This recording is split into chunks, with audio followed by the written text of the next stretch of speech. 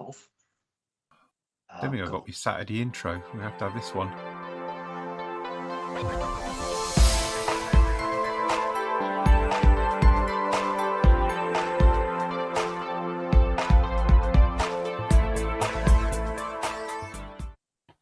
Good morning. Welcome to the Flory Models live show. Here we are with you from the first time since the 6th of May on a Sunday. Is that it? Is that the last time we were live Yeah, to the because world? I'm using last time, and I think the reason is, you probably just heard, I don't have the Saturday start music on this computer, and yet this computer seems to be here forever since we had the troubles and the old one blew up, but it was all on the old one, so I haven't got the Saturday intro on this system. So yeah, Right. so that shows how long ago it was. But I did look just before we came on, and it was that long ago. 6th of May was the last time we did a Saturday show. Bloody hell. That is a long time. That was before the heat wave. Yeah, way before. Yeah. Before the heat wave. Yeah. So yes. Anyway, good morning, everybody. Hope you're doing really well and your weekend is with you.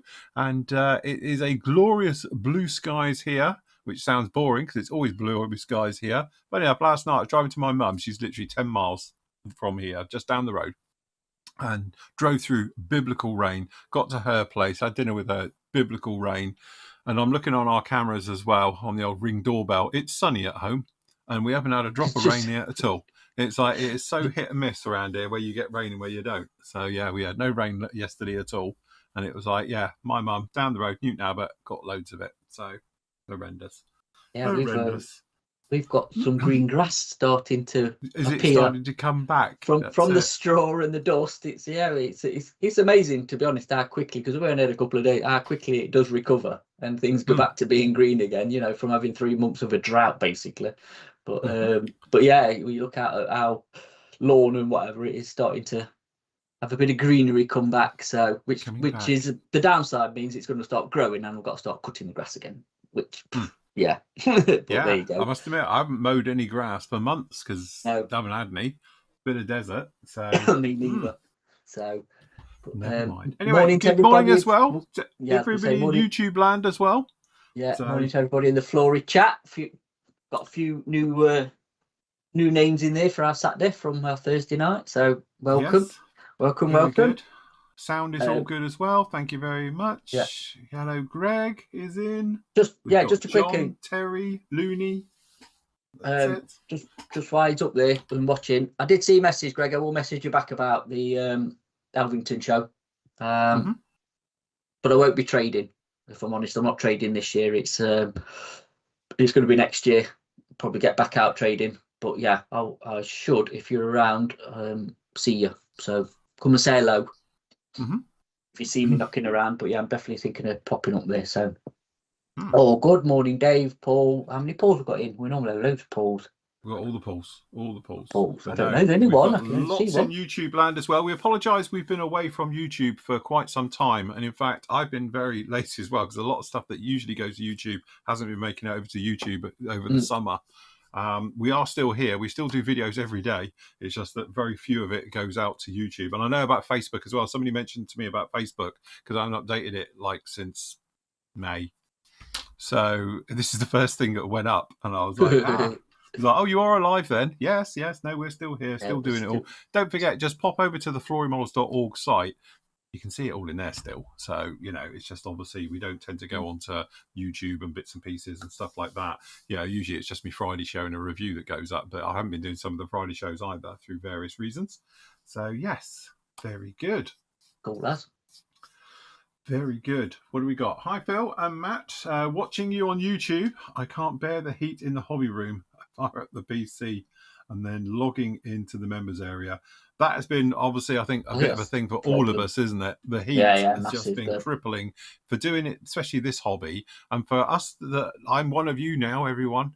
I'm in a shed in the garden, and it's one of those things is that it warms up very rapidly as soon as the sun comes round, as it has been in the summer. I've been having to get out of here by midday because you can't be in here at midday, and I had an air conditioning unit in here and I had fans and stuff like that, and it's still it's not good. You need a good proper sealed area for that one. But anyway, it'll be all right. We're back now. The weather's cooling down. Things are resuming, pushing on, so we thought we'd get the Saturday shows back as well. and do various things on these. Bit of advertising Yeah, we need as well. Get out there and yeah, I think modelling season's coming back. Like I say, our summer is, I think, broken.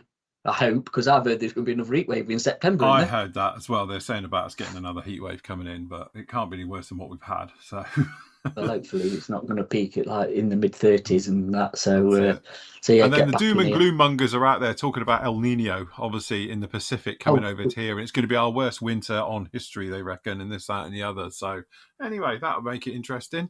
I'm going to get blown away, aren't we? Get blown away or flooded. So yeah, one of the two. Yeah, drought, dying in the heat, and now we're going to get frozen cold or flooded or blown away. So it's something to look forward to. Nice. But anyway, hopefully you're all doing really well. So, laid back show today. As I say, it's really us getting back into it as well.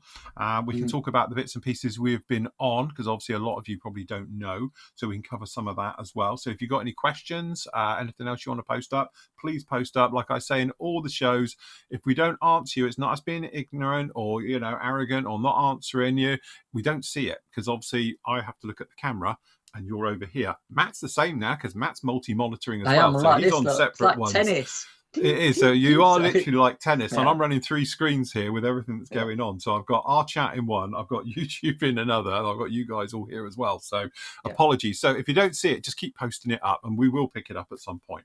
All right. So it'll be absolutely fine.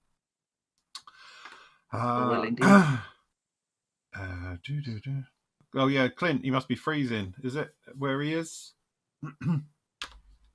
Oh, God, yeah, I bet he's proper wrapped up in his winter woolies. Is it gone down to like plus 20? So. Is that to put a jumper on? Yes, freezing. Yes. That's it. Kits have been melting, and that's it. That is the thing, isn't it? Where a lot of people with 3D printed stuff are learning the temperature of what you can put your model in before it starts to go... starts to bend. If you've got your normal PLA people, just be careful. Don't leave it in the sun, because we've had a couple of members have sent me photos of various things and stuff on the forum of stuff that's gone a bit saggy. And how can you get it back? And it's like, luckily we're 3D printed. Print another one. Yeah, I was about to say reprint it. There you go. Chris says in the southern highlands of New South Wales, it's 9 degrees. That's quite chilly. That's chilly, isn't it? So that is, yes. So yeah, good. All good. Very, very nice as well. There you go. So Jim says, I never thought I'd see the day when the Midwest in the US gets more rain in the summer than the UK. So am I. I'm amazed. I remember summers like this as a kid where it never seemed to rain, and then I don't know, from the age of like 18 to sort of 50, it rained every summer, and then suddenly I got to 50 the last few years, and it's like it seems to have dried up again. So it's like we're living in the Med. You'll be all right now with your grove of olive trees. Yeah, you grow at yours. You'll be having crops off of it now. Lemons, oranges, you name it. We've got all the stuff we couldn't grow, we can now. So yes. I think our olive trees have probably suffered, to be honest. But all good. So anyway, we've got news, haven't we, for the wider world? So I do apologise for our chat, because you've heard all this on Thursday over and over. So if you want to play the drinking game, now's the time to get your shot glass out. Start again. Yes. Start again. So over at Peer Models. Yes. Over on Peer Models. There we go. Fires it up. As you can see, we are now fully on board with stocking attackers. So we've always stocked Orange Line since we started. It was one of the first lines we'd taken on. So speak to our supplier. I'll keep this short, but speaking to our supplier, I was asking about one of the other lines as well, like the acrylic lines. Anyway, we've done a deal, and now we are going to be stocking the blue line, the red line, which is the single paint, and also the paint set. So what I've managed to do so far is sort out the Orange Line paints, get them up, and then the paint sets and the blue line so far. So any of the little blanks you see where it says we're sold out on there, just bear with us, because what we've got is a core range of what they had from our supplier. So you get a core range of colours, and then we're going to add to it and build it up. I've got an order in as well with our supplier in Attacker. So with them spaces will be filled, or a lot of them will be filled within like the next week or so when I get the stock order in. So yeah, if you're into Attacker, we're going to be using it quite a bit. We're going to be pushing it. We now sold the single, so you ain't got to buy your sets and then, well, I've used that one, but then I don't want to buy another set, blah, blah, blah. So I think we've had, a lot of thing in the past saying, I didn't know you sold the singles, and this was for the orange lines that we've had for years. Yeah. So Phil's been using it. He'll show you on his 109. He's been doing the Airfix one. He's been using the Attacker orange line on that, and then I've been using the blue line. I've been demoing on one of the Flory shows of brush painting the blue line, which is this little set here for my P40. Is everyone drunk yet? Yeah, they're all tuned out. Our chat is all like hammered now, I tell you. Yeah. So yeah, it's just, we want you to be aware that we are one of the sole stockists, I think, of the singles as well. To be honest, the singles in the UK, the single bottles of Attacker in the UK. Yes. So yeah, we'll cover all bases. I think the plan is, I've just been talking to Phil, because obviously the red line is massive. So that's the airbrush range for people who don't know. The blue line is the brush paint and acrylic range. The orange line is the lacquer range. So we're going to build it up slowly. We're going to keep a core range of the red in and the sets. We're going to build up the blue line, because I think you've got the best of both worlds, where you can brush paint it and you can spray it.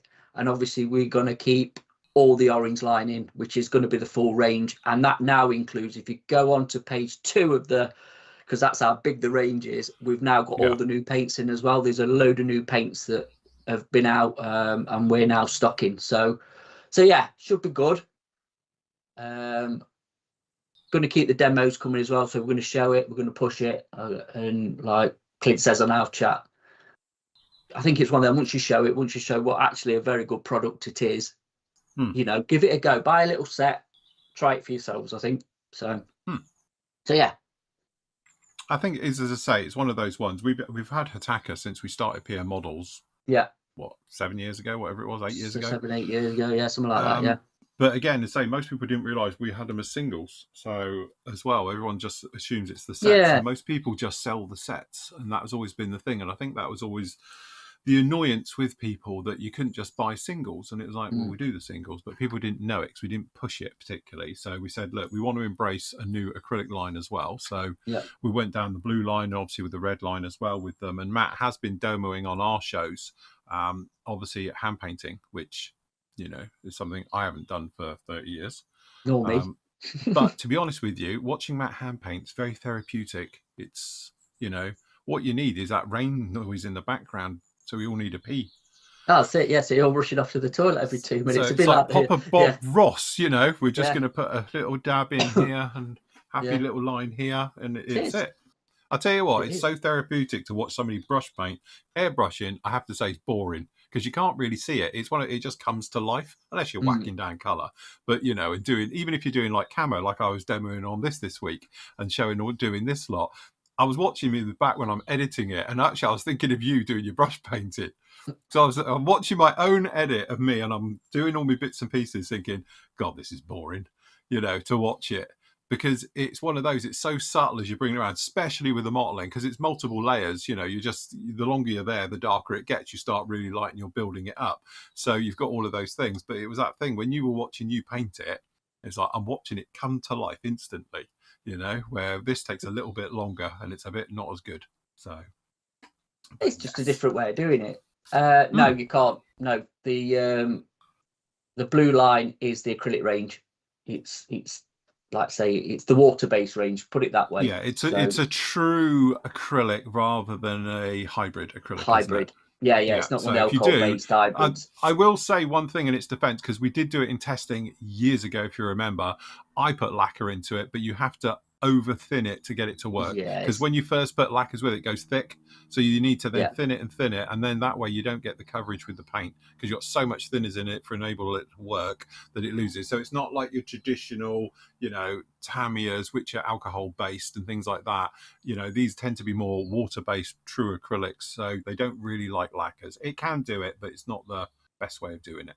No, it's not the ideal way. Just stick to the orange line if you want the lacquer range. Yeah. So, question: is blue line thin for spraying the same as the red line? Well, the red line's up right. Let's have a chat about attacker because we're getting some decent questions here. So let me just grab a red line and a blue line. All right. So I've just got a couple of paints, and they're bright shorts you've got on, or are they trousers? No, the shorts. Is that your running shorts? With fancy red pants. Hey, look, winter's almost here. I've gone back to jeans. I ran my other ones, didn't I, when I spilled paint yes, you did. You doing my live show. Yeah, on Sunday night, he covered himself in paint.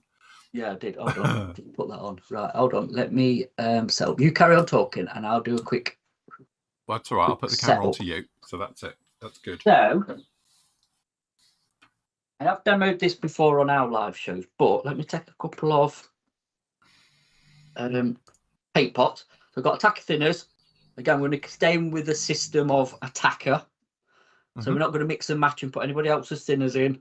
It'll probably work, but we'll stick with just attacker for now. So red line should have the red top, blue line, blue top, which is quite nice. It's all colour coded and orange has got the orange. The one thing, again, our members will know this, Phil will know this. If you've not got one and you are a dropper bottle user, shall we say, before I break everything in here. Get yourself a vortex generator paint mixer. All right, this is a fancy one from DSP, however you pronounce it, because you are, thankfully, AI will cut this out. Yeah, thanks to the power of AI, you can't hear it, but you can't hear that. But this is vibrating at great rate of knots, and it's going to properly mix your paint. All right. So, I'll make the noise. Yeah, you can just clean that. I don't know if the AI actually works on. Oh yeah, it will do because we're both on it today. Yeah, it should do, shouldn't it? I was going to say because I'm coming through a slightly different way to the AI, so I don't know if it'll do it on mine. I'll give that a quick whiz up, so as you can see as well. Look at the bottom because they do separate, and you can tell. So what we've got here? They do have a little ball bearing in them for mixing. They've got a ball bearing in them. They do. But I would definitely say to get the best and the optimum performance out of any of the paints, any of the dropper bottle paints from Vallejo, Gen 3s, AK Gen 3s, I don't know, Humbrol Gen 3s, whatever it is, get yourself one of these because it will mix it properly and it saves a lot of time just shaking and looking a bit weird. Would you not say? Oh, yeah, definitely. Yeah. So, and also, I think, to be honest with you, now I've owned a Vortex generator, it's the first one I've owned, I wouldn't go back to a normal shaker. They work so much better. Yeah, I'm with you because I used to have a nail shaker that I think they used for nail. Yeah, I did. Yeah. Nail tech and all that. Have them, and to be honest, they end up vibrating out. They don't grip very well, and they just vibrate. There's just a little strap. Yeah. The only trouble is with these things, they do proper vibrate, and like I said the other day when I was on about it, you get vibration of white finger if you're not careful. So that should do for that. Let me just grab a palette before I do that, actually. So the difference is... Hold on, we just need to settle the thing. What is that palette? Is it from, like, out of a chocolate box thing, Christmas calendar? You know what this is? Because we were talking about it on Thursday night.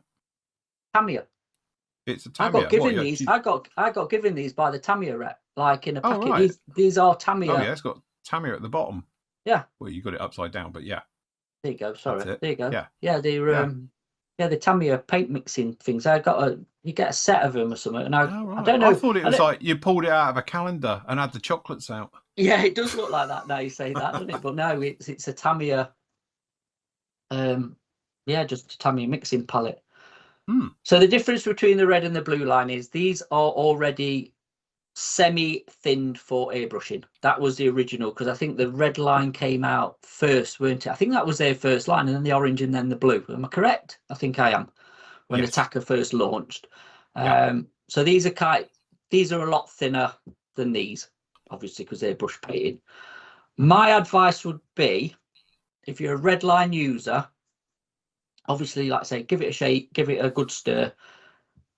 Add about 10% thinner, whatever thinner you're going to use. Probably best to stick with their own, but you know, and that should be optimum to go. This stuff, because it's a lot thicker, you're going to be looking like the Gen 3, so you're going to be looking at 60/40, so somewhere around that. It is on Attacker's website, and if Phil pulls it up for me and finds it, we can show you, because there is their specification for each of the lines of what should be the rough estimate of thinners. I'm on it. He's on it like Sonic. Going to the website. Yeah, and he'll put it up and he'll show you. So you've got a rough idea of thinning ratios, basically. Hold on. Knowledge base. That's the one. That's what you want. So if you go over to the Attacker store, which is just attacker-hobby.com, right? Yeah. And then you go to the knowledge base. It's got them all down in here. So you got the Redline one. You go read more, and it talks about it down in here. And again, it'd be probably handy if you think it to print them off. You could probably print the page off, and then you've got it, you know, stick it somewhere, keep it in a drawer, whatever. So so what's that looking then? 30/70 was it, or 50/50 was it? Sorry. Yeah, sorry, I'll go. Because this is quite quick there. 30/70, 50/50. Yeah. 15 to 20 psi. Yeah. Shake the balls off of it. Shake it well. Fine. Shake it. Yeah. Can take 24 hours to dry, best adhesion, and all the rest of it over prime surfaces. That's the other thing as well. We will say, because we did mention it on Thursday, didn't we? This stuff definitely works best over a prime surface. Don't try it on just neat plastic. No, it needs primer. It likes a primer. It needs a primer. Well, it needs a primer. It's not. It's quite essential, I think, that you've got to primer it before you start chucking it down. So yeah. But obviously the blue line's slightly different again. 1090 out of here, 2080 as well with that one. Yeah. Because obviously, if this is for brush painting, don't forget. So it's not designed to go for an airbrush, but you could, if we have said, you could actually airbrush this stuff if you thinned it as well. Well, what I'm going to do is, sorry, Phil, just to interrupt. Sorry. I'm going to demo thinning it ratios for airbrushing, and it's all to do with your runoff off the brush. To be honest, this is a standard thing I've picked up for all the acrylic ranges. So if you're using Gen 3s, if you're using Vallejo model, colour, any of them, Mission Models paint, which I've used, the Umbro, all of them, because I've been testing for the past how many? Oh my God, Chris, what happened? Who's done that? Chris, what have you done? You just killed our chat. He's probably posted up a bottle of whiskey or something that he's finished since Thursday. So yeah, if you're an acrylic user, this is a really good rule of thumb of like how to thin your paint. Basically, don't mix it in the airbrush. Just forget mixing anything in your airbrush, because you're going to end up with problems. So we'll just use this, what we've got here, olive drab. All right. So we'll stick some. Carl, I'll get that information for you. I'll just, I don't know. I've got another one upstairs. So I'll check it. There you go. Oh, Chris has done it. There you go. An MSO2. Is that what it is it? I think, Carl. Is he drunk? I have no idea. Probably. Has he gone that far? Has he gone that far already? Sorry, go on.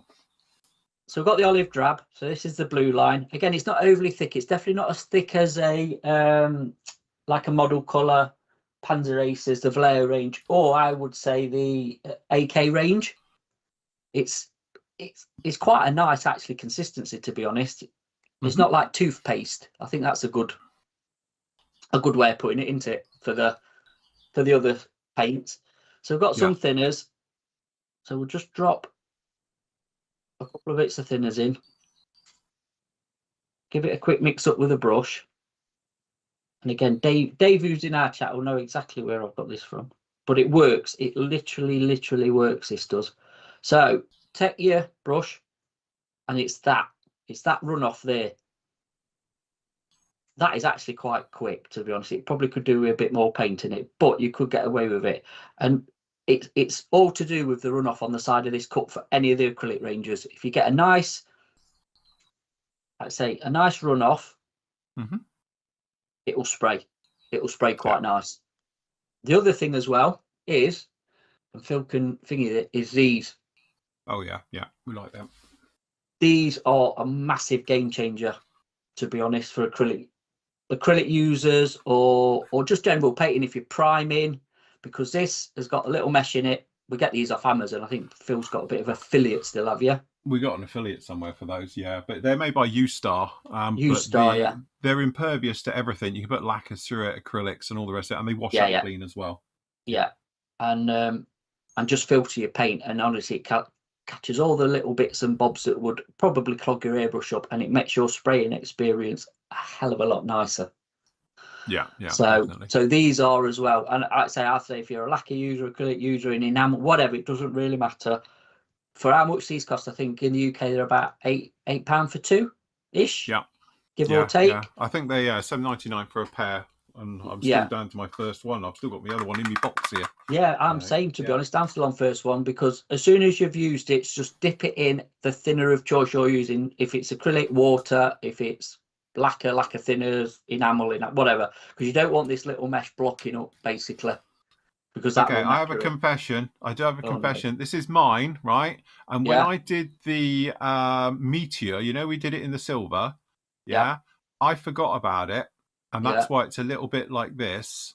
But as I say, and it went rock hard, and I thought I'll never be able to save it. Anyway, I did pop it through some thinners, and it came back to life. Look, it needs another clean out. It's got a bit of silver in it still, but it does come back. But I left this, and it went rock hard with lacquer thinners in it, and I honestly thought it's never going to go.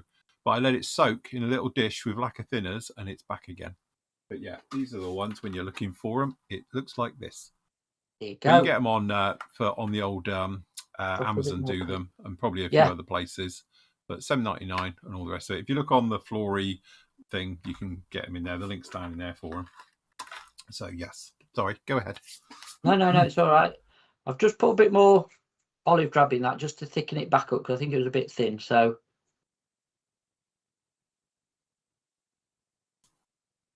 Let me just grab an airbrush, and I'll just do a quick demo of the blue line spraying. And then I have got here, let me just move that out of the way. Oh, this is like episode of Blue Peter or something, isn't it? Apologies for the white primer, because it's going to bleach out. But there's all blue underneath is brush painted. This is what I was doing on a show Sunday night, last Sunday night. And we're just testing it, really. I was just having a play. And it does brush paint lovely. There you go. Clint's put a Vivo. I was going to say, it looks like a sex toy, that does. It does, doesn't it? I won't get involved with that. And then the plan is obviously to put the midstone and dark earth brush paint at the top and get this finished. So I might do that in a bit if we get a chance. So, airbrush. What airbrush shall I use? I'm struggling for an airbrush.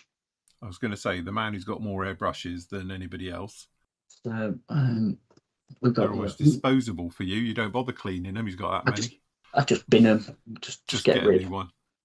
Right. make sure it's not clogged up. Actually, it's quite clean. Look at that. Look, I keep my airbrushes beautifully clean.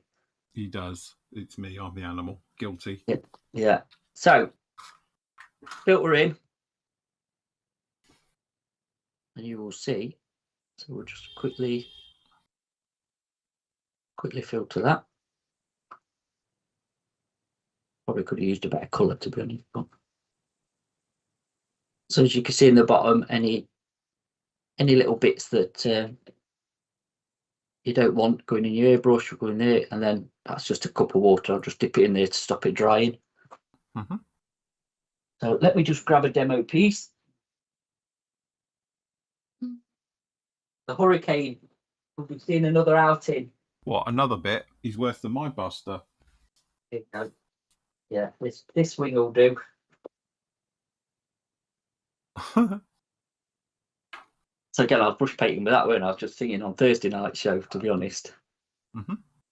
Right, what I am going to do is, I don't want to ruin my beautiful cutting mat. I'm gonna get me spray, my little spray.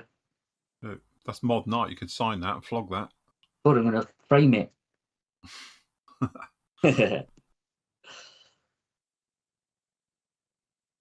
Right, let's grab a sauce of here.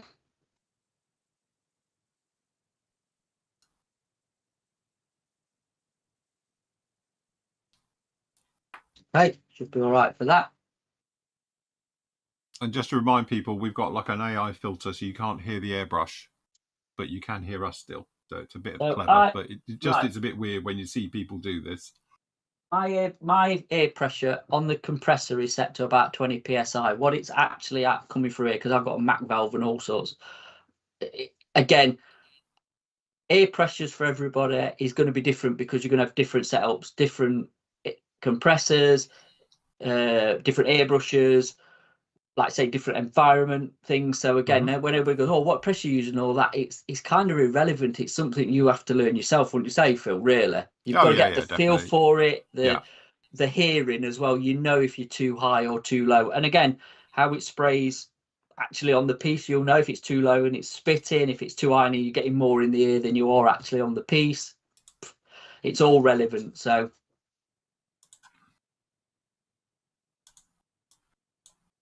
So just give it a light coat to begin with. Just build it up steady.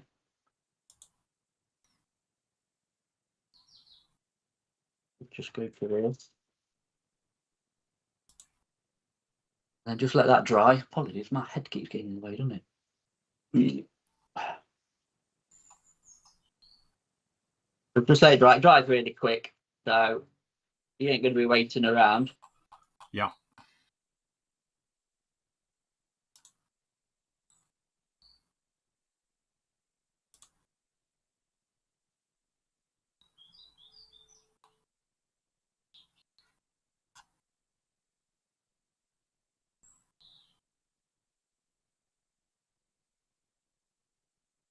Just put it on a little bit heavier so we don't get any runs. But actually the coverage on all the attackers is actually the pigmentation is really good, to be honest. Yes. Yeah.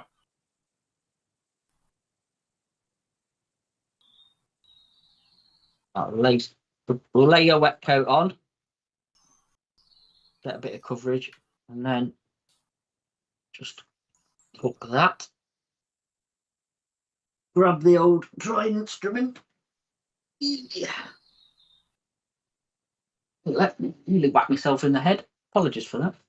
That's all right. And we're all going to throw up with the camera shake. It's like you're having an earthquake in Doncaster. Yeah, hold on a minute.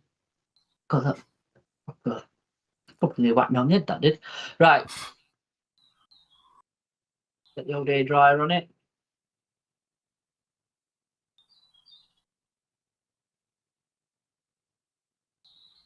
On a cool setting, don't do it too hot. Bake it or melt your plastic.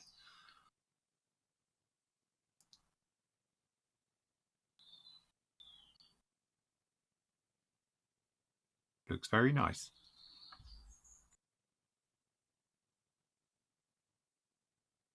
Okay. I'll tell you what, I've got that many blooming cables knocking around. It's just a death trap. Health and safety would have a field day in here. So there we go. So that's the blue line going through the airbrush. No problem at all. It's like any paint. You can spray any paint, can't you, really, if you thin it correct. But you said no tip dry, no clogging, no horrible bits coming out the airbrush, and really good coverage. So yeah, I think really with the blue line, like I said, you get the best of both worlds because it does brush paint quite nice, and like I say, you thin it properly, you can airbrush it as well. So so there you go. Very nice. Excellent. The other difference, just before I knock this demo on the head, is that's quite flat. There's a little bit of a sheen, but it's actually quite mattish, would you say? Yeah. Where the orange line and the red line are a satin finish.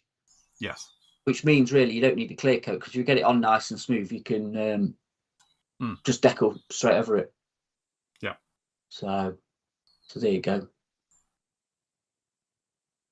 So yeah, but we're demoing the red line as well. We'll be showing it and what it can do and doing some bows with it as well. Yeah, I think, and doing it in anger. So we we say, are with rather our than just on demo pieces. But Benga yeah, Benga. Sorry. Tell you what, actually, Phil, just while we're on,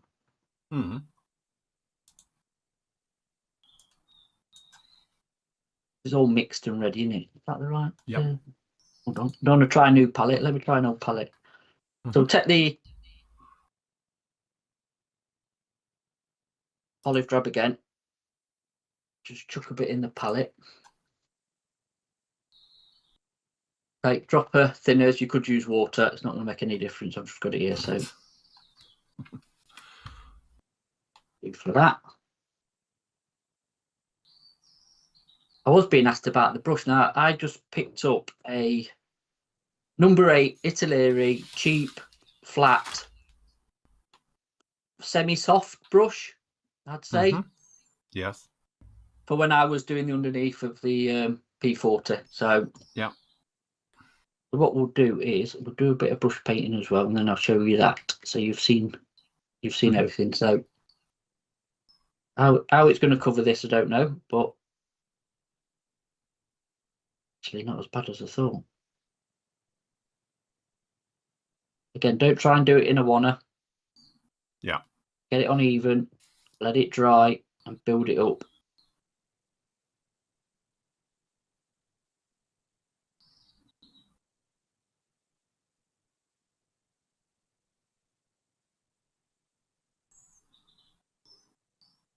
We'll be okay for our next year's group build, which is where you have to use hairy stick and hairy stick it. Yeah. The hairy stick group build. Oh, you can do the extreme version where you have to use the starter set paints as well. yeah.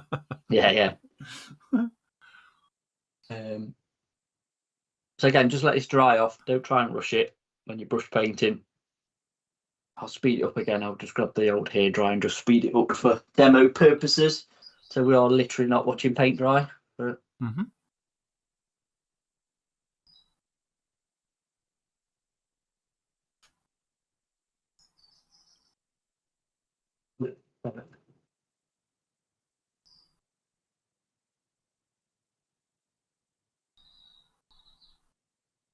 I say that the one you airbrushed on anyway, it looks like it's got that nice sort of satin finish. Yeah. It doesn't look gritty, you know? It's super smooth. Do you think their thinners has got a little bit of a retarder in it? Yeah, it definitely has. Yeah. Yeah.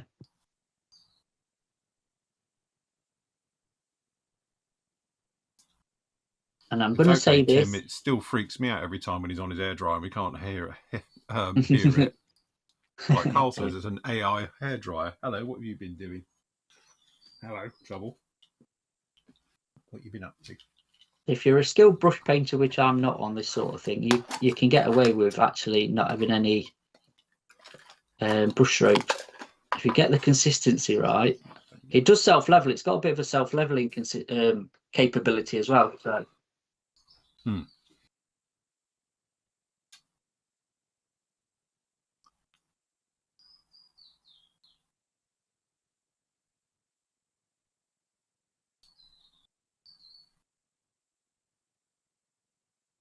Covers well, doesn't it? Yeah, I mean, you can see obviously the airbrush. I should have taped it really, but you can, it still needs another bit of coverage. But you can see it is actually quite smooth. There is some brush marks in there, but it's not. I think that's because my paint is a little bit thick. If I'm honest, I could probably do with thinning it a bit more. But again, if you are a brush painter.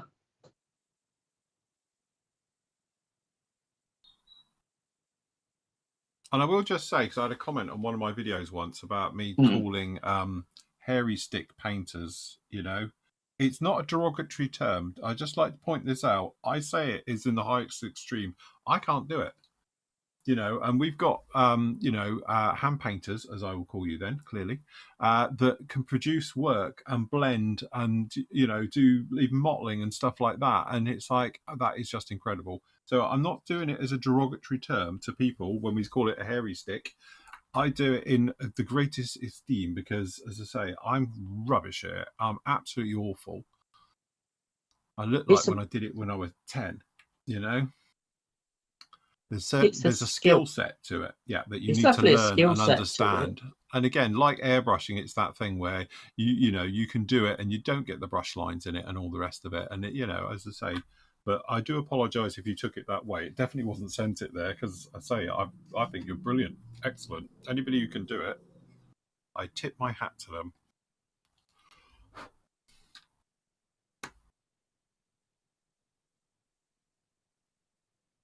So it's his magic hairdryer. It's actually got an airbrush built in.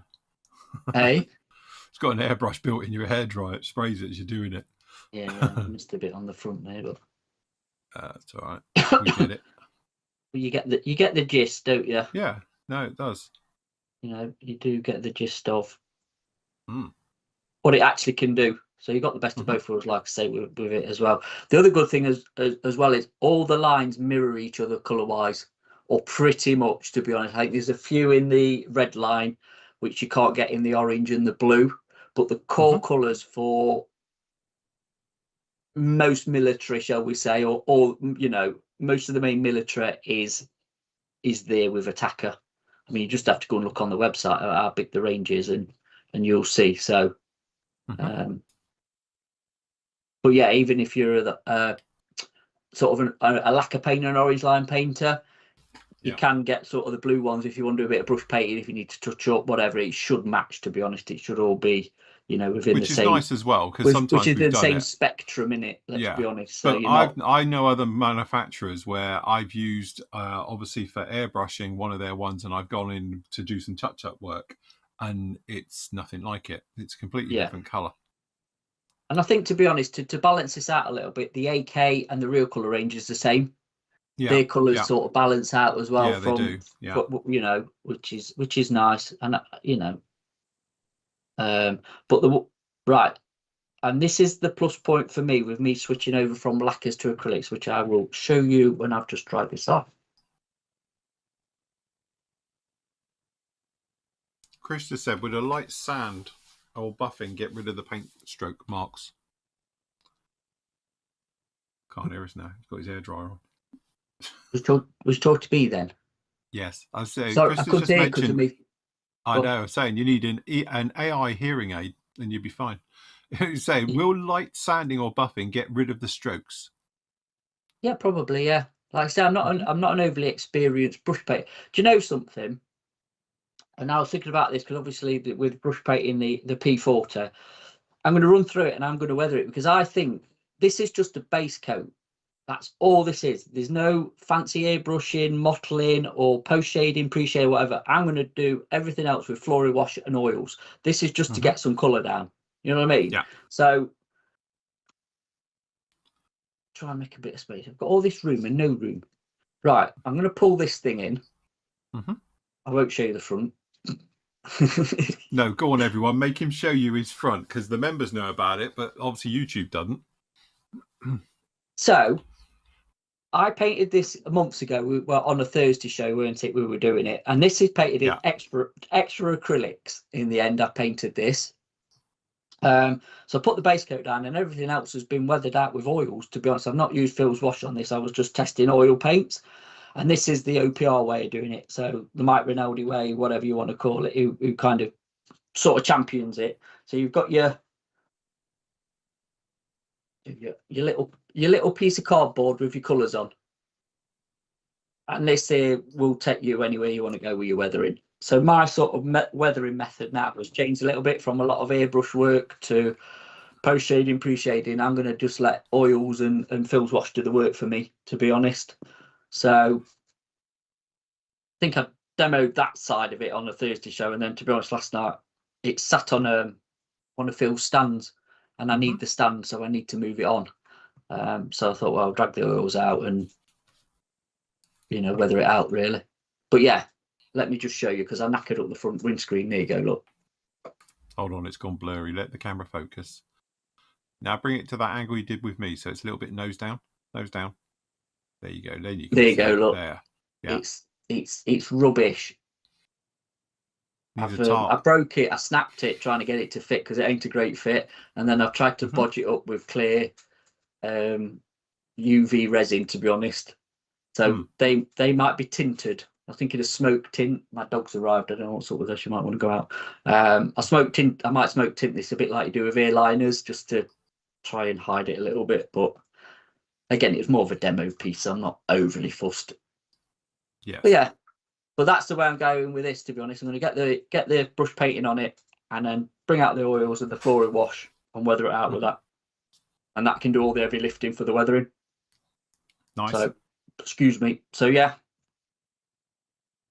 So there you go, Attacker paint. So the other good thing about acrylics as well is the cleanup, which I love because there's no smell here at all. It's like no strong lacquer thinners or anything being sprayed around, and it is as easy as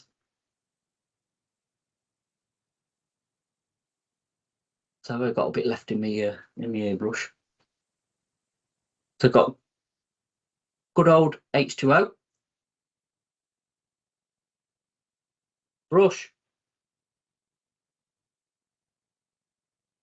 quickly put it around.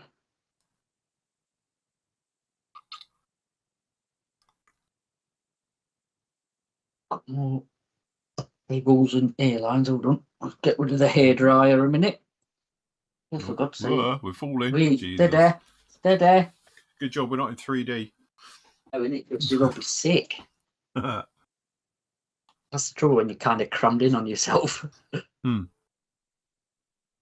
Just whack pressure up, blow it through. There you go.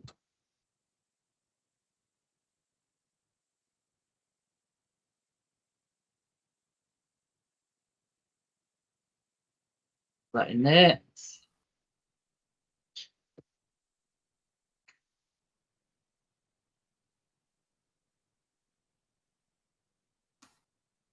Quickly whiz it up. But yeah, obviously spraying water, there's just no... Yeah, no smell. There's no smell. There's literally no smell, and it's been a big game changer for me personally with we're switching over to the acrylic, so yeah.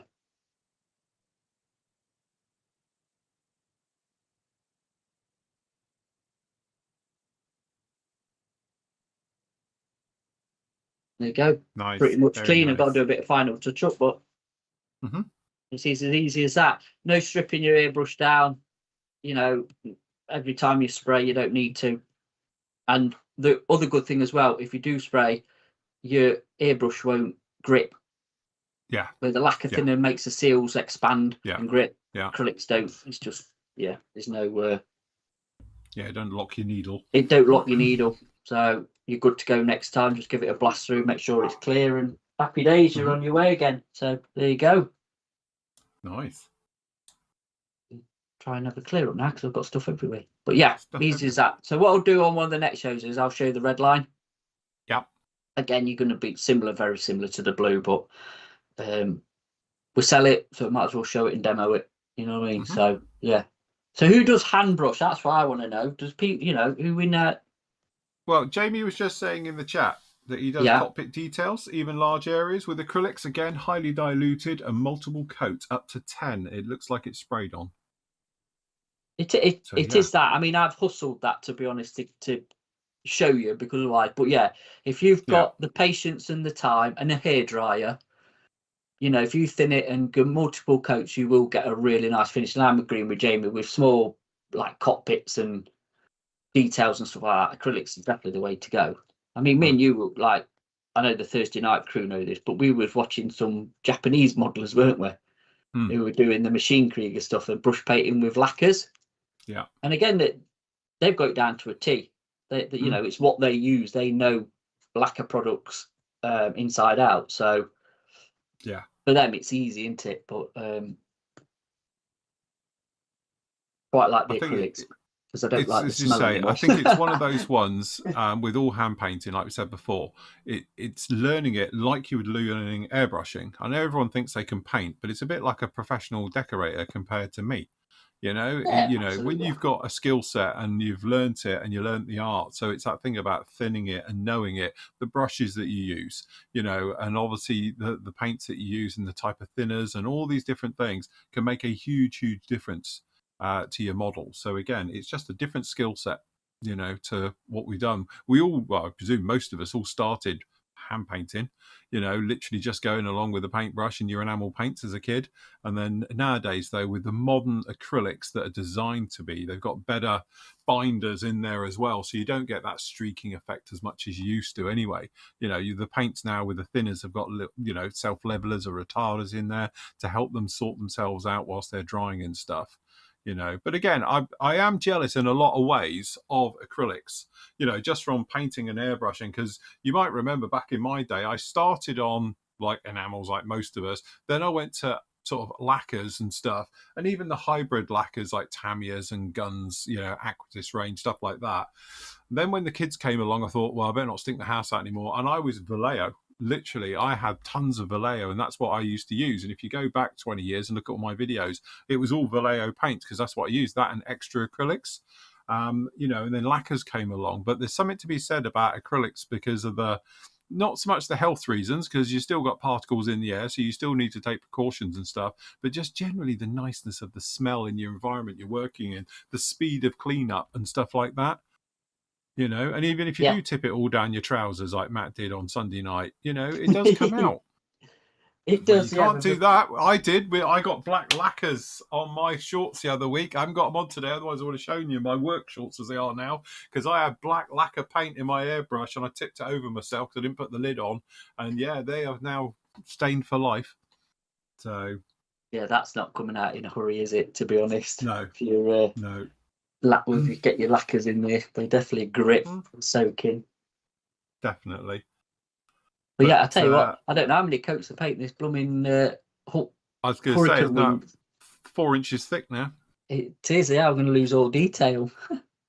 Yeah, no, it's dried it all right. It looks all right, to be honest. Like I say, there's you can see the obvious difference from brush painting to airbrushing. Obviously, there is, but again, I think if you weathered that out and went through it, you'd hardly tell, to be honest. Yeah. You really would. You could sort of blend it all in so it all worked. So there you go. No, definitely. Jim's just saying that you use Vallejo and AK acrylics for brush painting and small details and figures. Lacquers that brush well are the AK Real Colors and Tamiya. Again, yeah. I think, the thing is, as I say, something that I'm trying to promote recently over the last year or so is that, the hobby itself has that sort of elitist side, and people will be telling you what airbrush you need and what lacquers you need. And again, it shouldn't be like that. That everybody has their own thing. And again, we've been not championing so much, but demoing and various single matters about using brush painting. And again, it's another side of the hobby. It's the same thing. We've all got the same thing at the end. We're just painting, just different ways of doing it. And that's the great thing with the hobby, that there is just so many different ways to do it. Because a lot of people can't airbrush because of their environment they live in, space, room, smell, health, cost and all the rest of it. But as you say, you can still kick out amazing stuff, So some of the good things, though, is that we have got products like AK third gens, really, really good as well. Me and Matt have often said they're incredibly similar to the Attacker range as well, is in the way they work and the colours and the coverage and stuff like that, probably on a par with each other. So definitely, I think it's very, very good. Yeah, Paul does small cockpit details, wheels, wells, tank wells, figures. So yes.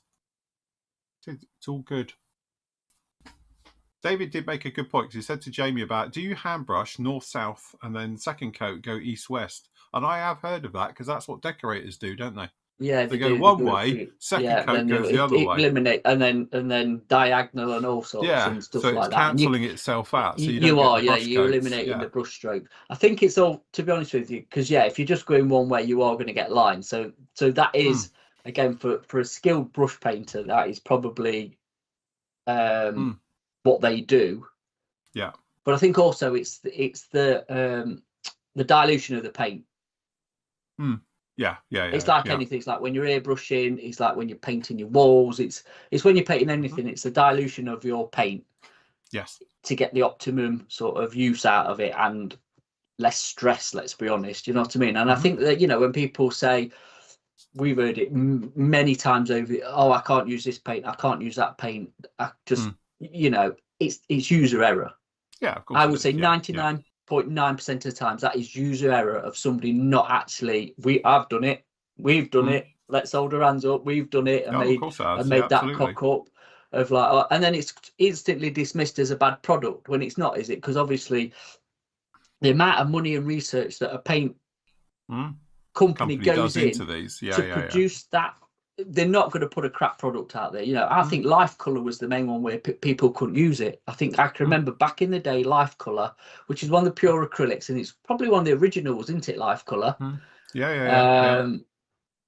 know, probably along with Vallejo, and God, yeah, that used to get a proper bad press. And actually, it's one of them. Once you kind of do what I've just done, put it in a pot, fin it properly, get the runoff right, it's actually a really nice paint. You know, it's one of them paints. Again, is a hard sell. Yeah. If you're a retailer, but is actually a very good product. Yes. The colours were good. They always had quite good colours, good colour matching, I think. Like I say, coverage was always good. Nice flat finish. Quite durable as well when they were fully dry. Which another thing is, like, I've heard as well, it's not very stable and it's chipped and this and the other. And that's probably because you've not given it long enough to cure properly, you know. But again, it's brilliant for brush painting. Life Colour was. Again, that was a really nice paint for brush painting. I don't even know if Life Colour is still going. Do you know if they're still around? Because I think, to be honest, the guy who founded them passed away, I think, because they're Italian, aren't they? Life Colour paints. Yeah. I used to always get sent them. Yes, you did, because I nicked them. I was going to say, you've got most of them, but I used to get sent tons and tons of it for reviews and for demoing and stuff like that. But it does seem to have gone a little bit quiet now. Just for Jamie in chat, do you use the Atom paints, Ammo Atom? Because I know you're in with them, aren't you? Because actually, again, they're quite a nice paint. They've got this smell to them, though, that I recognise, and you've smelt it, and I cannot put in my head where I've smelt that before. Do you know what I mean? They've got this odour that none of the other acrylic paints have got. There's something in there in the formula that they use that's so different to all the other acrylics. Because I must admit, I do like the Atom paints with the acrylic range as well. Because I got sent them from a company, and I had to play with them. Then I sent them to Matt to play with, and they are really, really nice. Yeah, the airbrush brilliant. To be honest with you, I mean, I'm not thinking at the minute because we've only just bought Attacker and it's cost us a lot of money, but it could be one of them future paint lines, because I do rate it. It's you know, it's a good product. The thing. So going back to Mr. Hago again, because you're mainly like a lacquer painter, aren't you? Because I've seen you with your MRPs and stuff. How come you've not switched over to just using Atom paint then? Because I think to be honest with you, of all the paints I've used now of the acrylic ranges, if you want to mimic a lacquer and not an acrylic sprayed, the Atom is the closest you're going to get to a lacquer paint, I think. Yeah. So when's turkey shoot? Sorry, Krista's asking. Yes, we're doing a turkey shoot. I think we are doing it, but it's really late this year's. I don't know. We not quite sure how that's going to work yet. We will sort it out, because obviously turkey shoot's back end of November, isn't it? Yes. I'm busy with the October bit, unless we do it beginning of October. It seems to be for Flory Fest. The Flory Fest. Yeah. We put it back where it used to be originally, around about the first week in October. Not sure how we're going to do this one yet.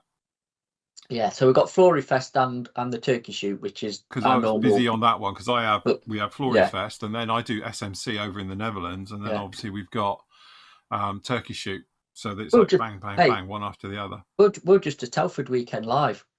Well, we have done that in the past, but we don't want to ruin everybody else. Yeah. Okay, I've just got a couple of quick questions over here. Yeah, go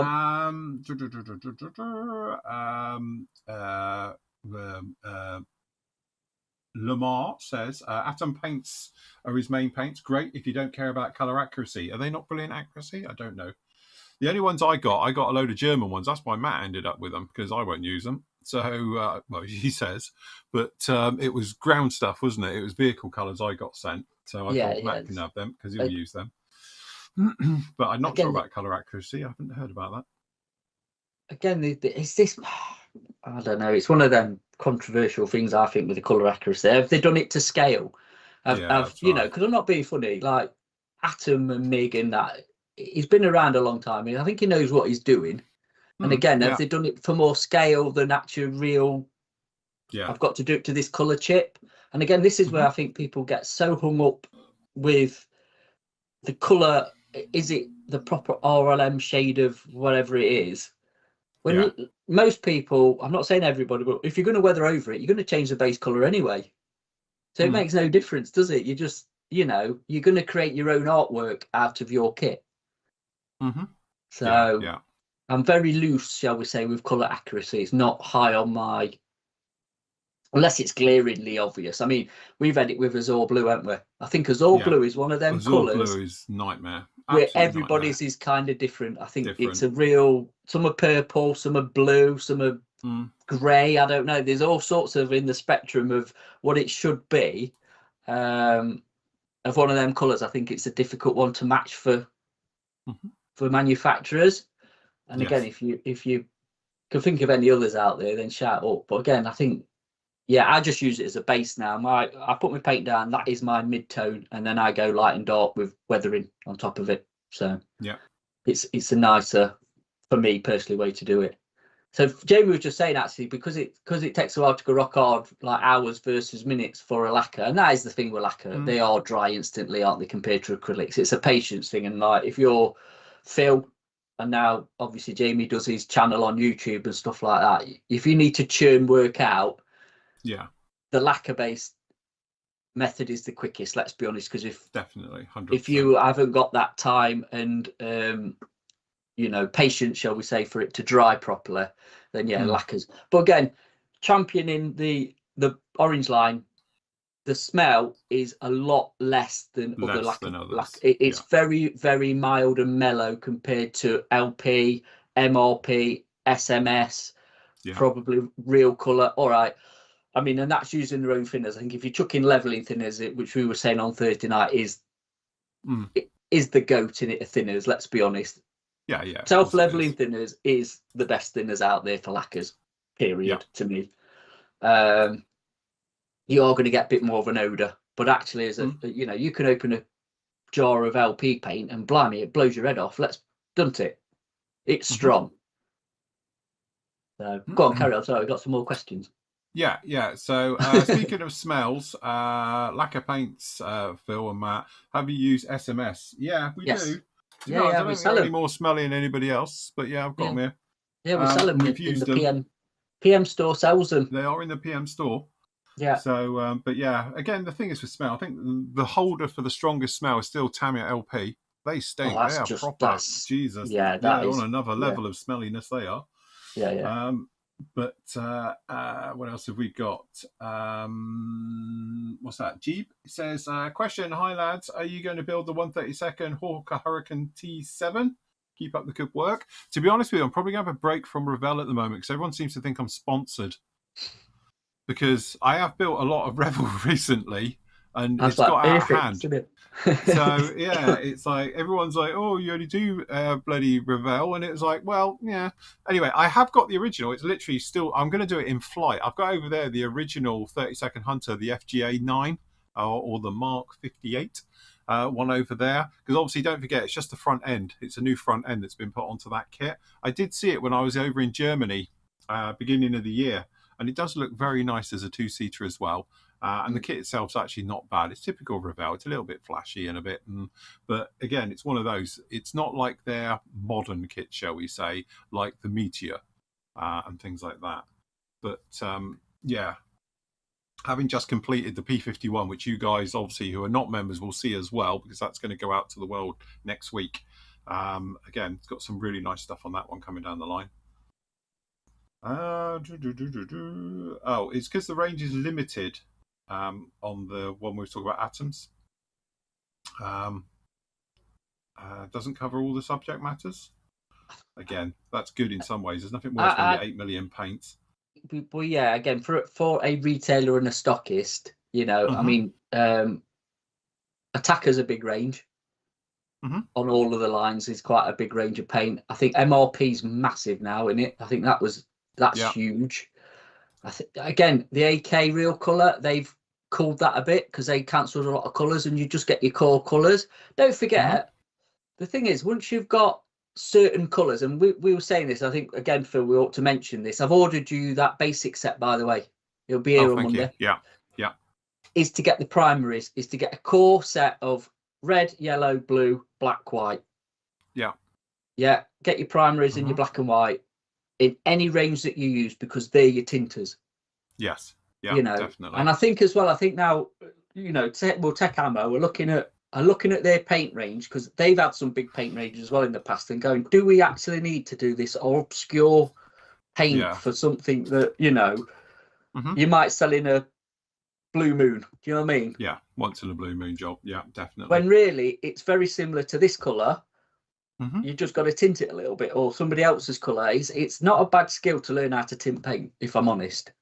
Either. Yeah, no, definitely. You know, it's you know, and why sometimes like, you get that situation where like olive drab's a classic. There's 4 versions of olive drab, and it's like, well, olive drab fades, different theatres, different things, but do you really need 4 different versions of it? Why can't you just tint it yourself? Add a bit of black, add a little bit of yellow. You know, it's you could again. Olive drab's just literally ochre and black. You could make your own. Yeah, that's it. Yeah, of course you could. Yeah. So you put more ochre in if you want it faded, and you know, or more if you want it darker or whatever. Well, it's literally that's the formula: is ochre and black. And then, like you say, you can put a bit of yellow in there if you want to, you know, lighten it a little bit. But yeah, it's an interesting thing once you get into paint tinting, to be honest, of how far you can go with it and shift stuff around and that. I know it's time consuming and a bit of study, but actually, if you've got the knowledge, it stays with you. So you know, it's not a bad thing to do. But yeah. Right, shall I show you a thing then? I can give you a world exclusive. Go on. Because no one's seen this yet, but I can play you a clip from me doing the modelling on this with this. All right, so down in here, I won't put the sound on because, to be honest, this is an unedited clip that's raw on this computer still from when I filmed it. But this is me. If I do this, it should go through. But I thin this literally. So this is the Tamiya orange line, which is the lacquer. We've already put the bit of the grey mottling on, and I do a little bit of back and forth as well, as you'll see. But so this is thinned, I would say, about 90%. So it's 90% thinners into this. Air pressure is, because I say I never look at air pressures because I don't think it's a thing. So I'm just down incredibly low. Realistically, probably 12 PSI. So I can get really nice and close to it as well. And this is this is me championing the other side now for lacquers, because I still did this on a very hot day, but I have got self-leveling thinners, which has obviously got a retarder in it. All right, so I'm just doing down the tail there at the moment and putting those in, and there's a lot of back and forth with this, as you'll see. But again, it's one of those ones where the paint's working really well. It's covering incredibly well. I'm not having to keep blow out the airbrush and stop and start and stuff like that. You can literally, I've got so much confidence in the airbrush that I point it at what I want, then I introduce the air, then the paint. And again, I wouldn't do that unless I had 100% confidence it was going to do what I wanted to. You know, and again with your distances as well, and probably, you know, the way I do my mottling is if I want it sharp and dark, I'm very close, and then obviously when I want it faded, I just pull back a little bit. So you're going from distances from anywhere between, you know, 0.5 centimeter to maybe 2 or 3 centimeters for the faded stuff, and going through it on here. But again, this is something where, you know, with mottling, I'm a great believer in you have to have a lot of faith in what you're doing, and obviously you have confidence in your paint that it's going to do what you're doing and all these different things. And probably I'm waffling here to camera, but if I actually get on with it, I'm obviously pointing things out now. But again, this is where I would never ever dream of doing this. I don't think with anything, even like a Tamiya paint. If I was spraying Tamiyas and stuff like that now, I wouldn't do it because the temperature I'm running at this is probably still plus 30 in this room. You know, and all the rest of it. So consequently, it's very warm and it's drying incredibly quick. But the lacquers are doing exactly what I need to do. Oh, I'm sharpening up a line here where we're going to change the pattern a bit.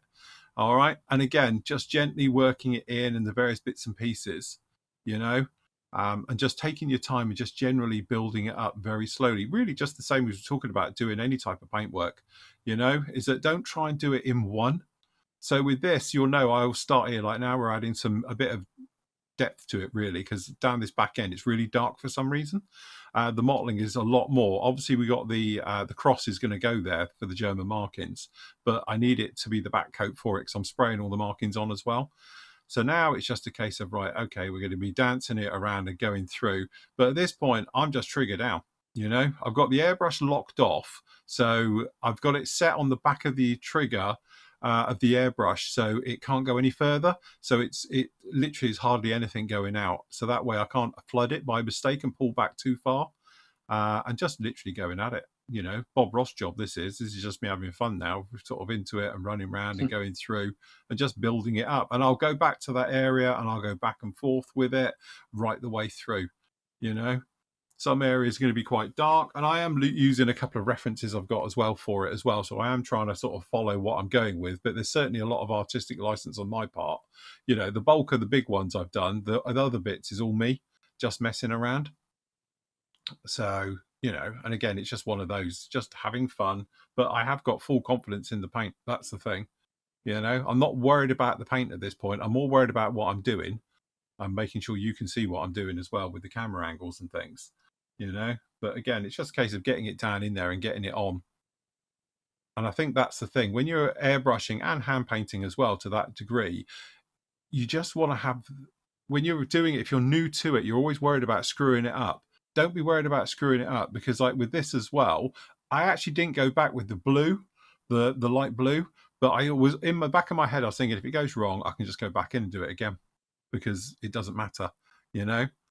So a lot of this is me trying to do it so you can see it. So I try and not get my hands in the way. So again, it's a little bit odd. Like I'm spraying now upside down just so you can sort of see this a bit.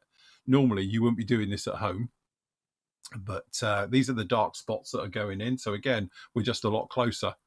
So it's sharper and darker against the other stuff, which is more faded back and all the rest of it. And just generally working your way through bit by bit, taking each panel at a time. So we work those rear panels as they are. Now we're doing the center one. Then we'll work our way to the forward one, you know. And again, there will be a lot of back and forth with this because I think I do come back with a little bit of the grey at some point, and then I do a little bit of sharpening, and then I look at the wings and thinking I can do a better job on that. So I think down in here you will see, if I fast forward, yeah. So this is me just now sharpening up the pattern. So, and the reason I'm sharpening up the pattern is that the mix I've got in my airbrush is working so well. I'm thinking I can do this even better, so I can sharpen up now. So before it's a little bit fuzzy, so with the camo, I'm going to go in, we're going to freehand it back in, change the pattern in some places because it's working brilliantly. It's working absolutely fantastic. So, okay, so yeah, we'll go in there and we'll do all of this again. Can I just chime in a minute, Phil, if you don't mind? Yeah. I just want to point out as well, Phil is using a Fenger cheap 20... Yeah, £15 airbrush. Whatever it is now, probably 25 quid now, but even it's so, probably, yeah, they've gone up now, but yeah, they've gone up. But I think it was like £21 when you could buy them at the thing, weren't there? Yeah. And as you can see, what that, you know, what it can do with that and the lacquers and everything with a cheap airbrush, as we want to call it, a throwaway airbrush, is, you know, it don't matter how expensive your airbrush is, to be honest. You could have the top of the range Iwater or wherever they are now is the most expensive. You're not going to get any better results than what you've got with that, to be fair, are you? With your cheap Fenger Benger one. So but like Phil says, I think once you're confident with the paint, yes, your air pressure, it makes life a lot easier for spraying, because like I say, you're not worried about it's clogging. And hence just nipping back to quickly the acrylics again with the filtering and stuff, it's going to be the same thing. You'll get confidence that you know that the paint's going to work. And I think that's half the trouble with people that struggle with airbrushing. Yes. You know, is that doubt that it's just going to clog, pack in, splutter, whatever else. It's practice. I can't stress it enough for airbrushing. It's just repetitive practice, muscle memory, and knowing the products that you are spraying into it. So stick to a paint line, get to know it inside out, and you should cut out most of your problems, or 90% of them anyway.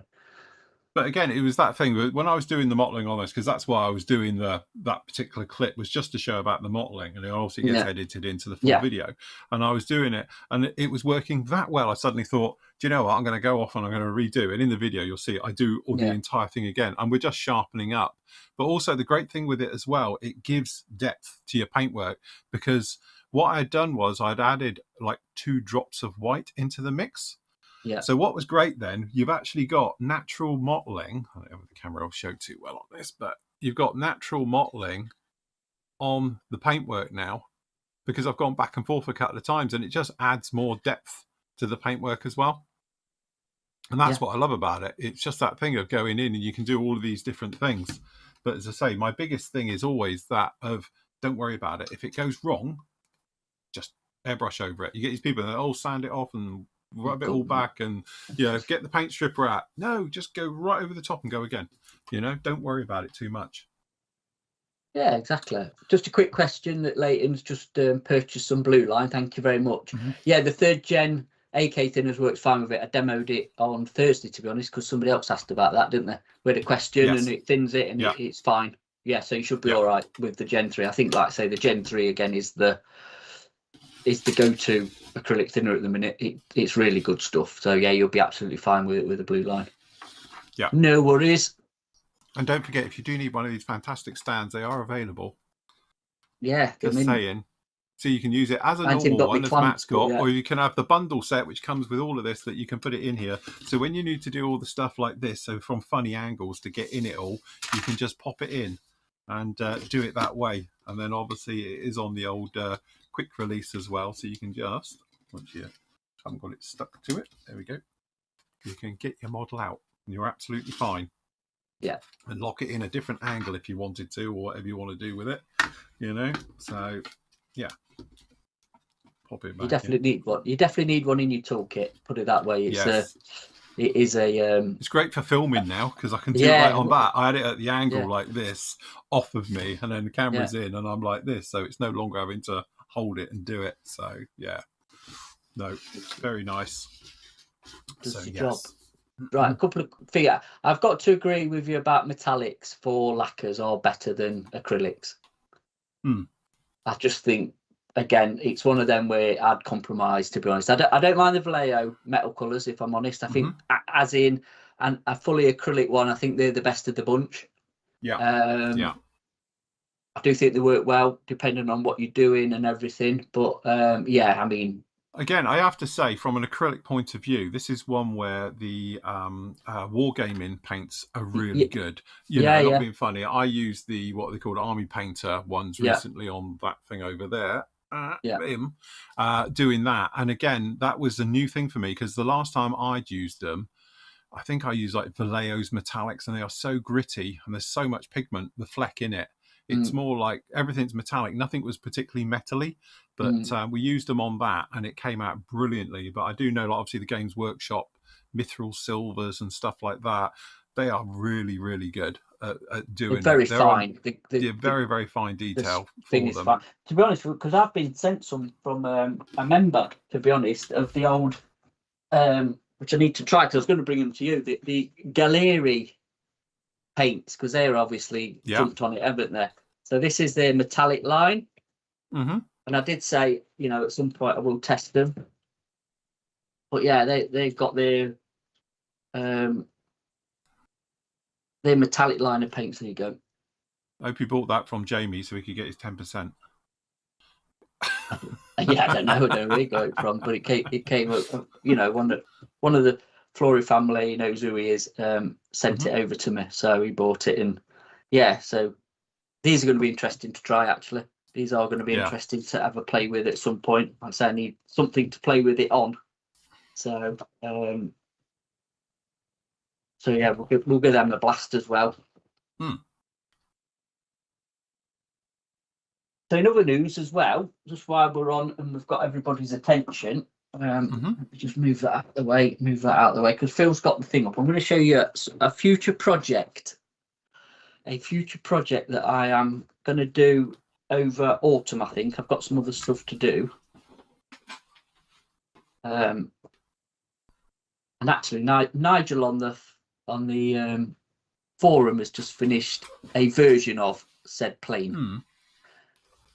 So, the proper old school red line stripe, red stripes are Sterling, which is one of the best box arts ever. Let's be honest. I mean, the kit is dated. Don't get me wrong, but it's just one of them. I've never built one. I never built one as a kid. I don't think a Sterling. I definitely didn't build one as a kid. And actually, from the heavies from the RAF of World War II, the Sterling's one of my favourites. I know it's not the best by a long way, but it's just one of my favourites. It's like, and again, this box art with the tractor and all the bombs and stuff, I just think it's just typical of its era, isn't it?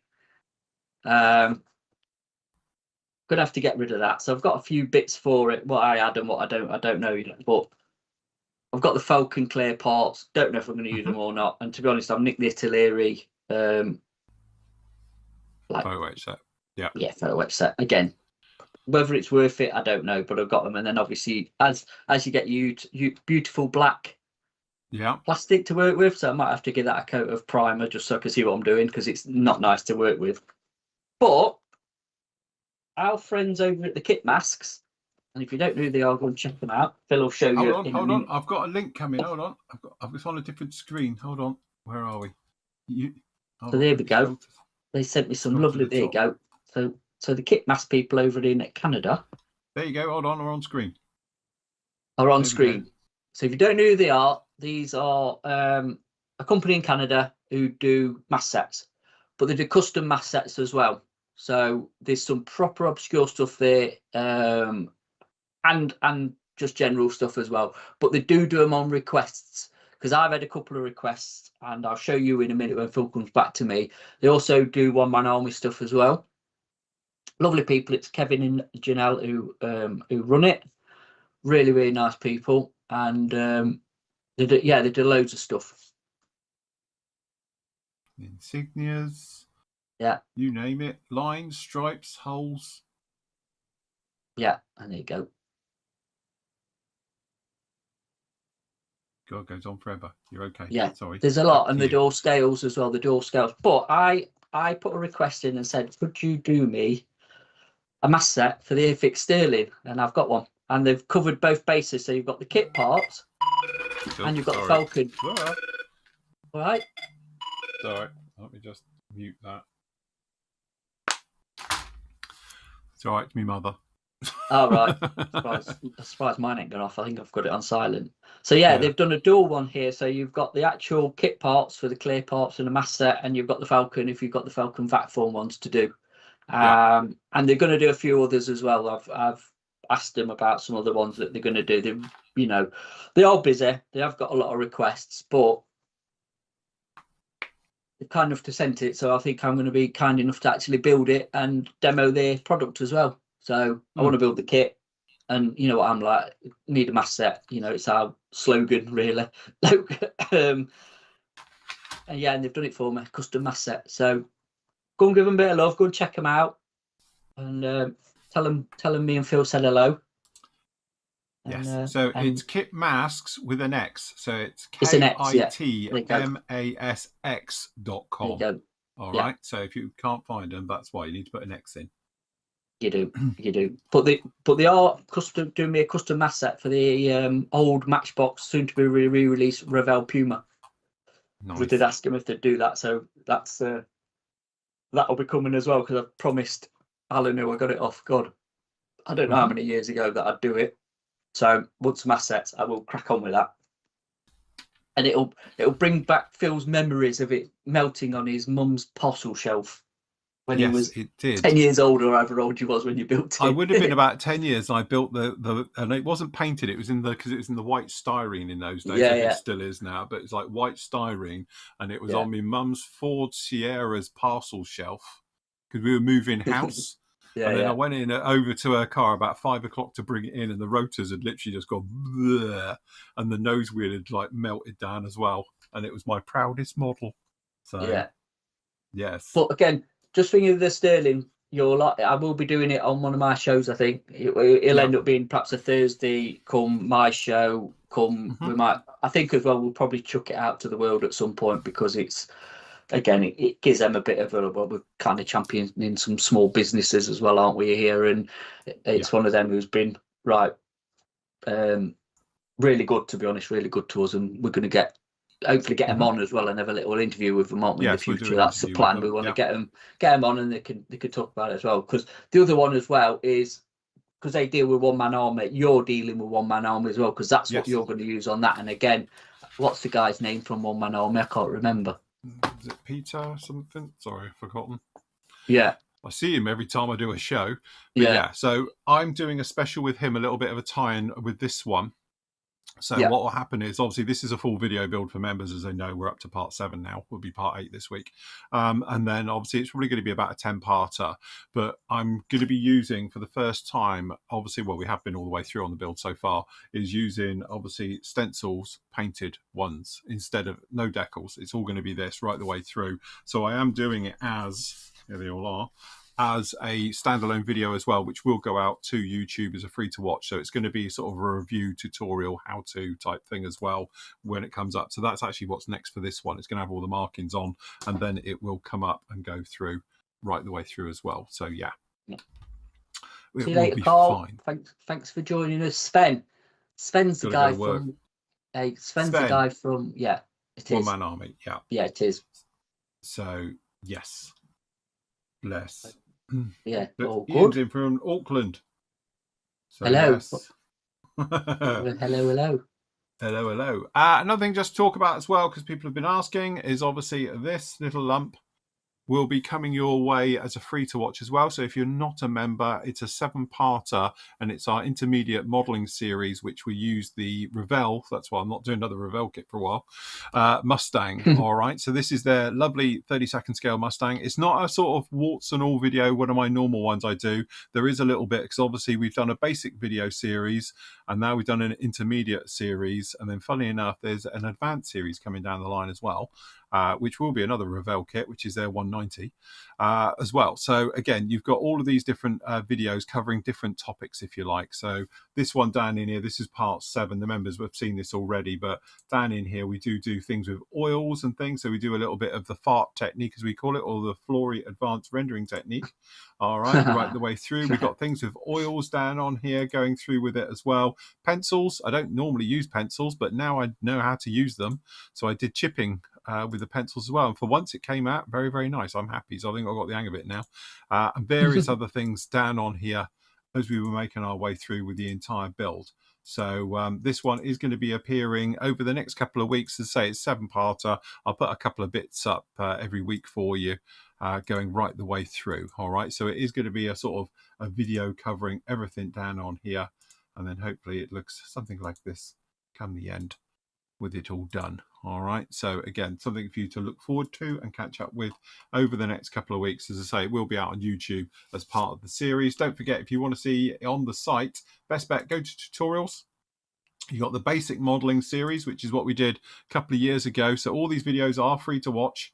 All right, there's loads of high-res images down in here as well, so you can just click on any of these ones, and we've got them all sort of into bite-sized chunks down in here as well. There is a standard video of this one as well that the members get, but these are sort of the bite-sized chunks for it right the way through. And then what will happen is we've obviously got the well on weathering, and then the advanced one is going to come into here as well, and it'll be down in here the same way. All right, so if you're looking for it, this is where it'll be. And I'd say it's going to go up next week, and then it will be available to watch on the old YouTube as well.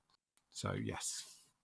You got a question in our chat for the Revell Mustang build. Did you see discussions about the colours of Louis IV. How did you decide on OD instead of blue? So this is the thing, yeah. So it was, and I did mention it on one of our live shows, and I showed a picture of Louis IV in blue, because some of it's in blue, some of it's in OD.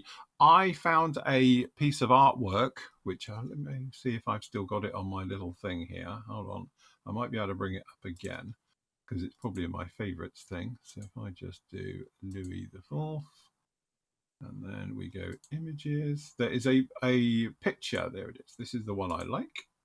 If I can get it to come up, come on, go full screen. Here we go. Come in slowly. There we go. So again, there was so many different things out there. I wondered, for my references of what I wanted to do, I was going to pick a piece of artwork to do. So I found this one on the internet. So, and I saw that one and I thought, do you know what? That's what I'm going to base mine on. So, and that's how I did it. So I did my I did elaborate a bit on it as well. I did a little bit more weathering than obviously this one's got, but that's the version of it I ended up doing. So yeah, again, it's one of those ones. I didn't want to get caught in that sort of minefield of like rights and wrongs and stuff. Because I say, some of it's like a really pale blue, some of it have a dark blue, some of them have the OD. You know, some of them have the invasion stripes top and bottom. Obviously, this one is post, so it's only got them on the bottom. So and that's how I sort of went with it as well. So again, it's one of those ones where pick your fight, and that's the one I went for. So yeah. I thought going with artwork, I'm safe because I'll blame the artist. Yeah.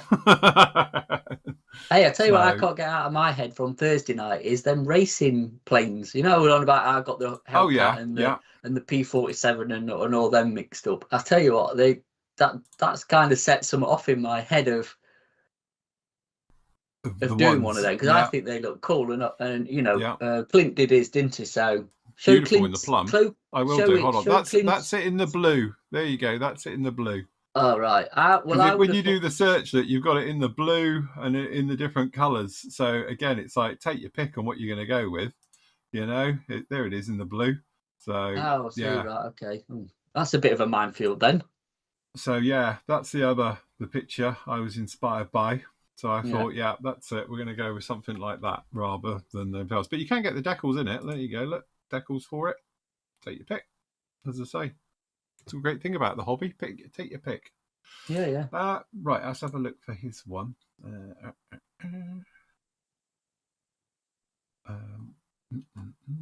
Sorry, let me just. Do you know something they're on about in our chat? To be honest, and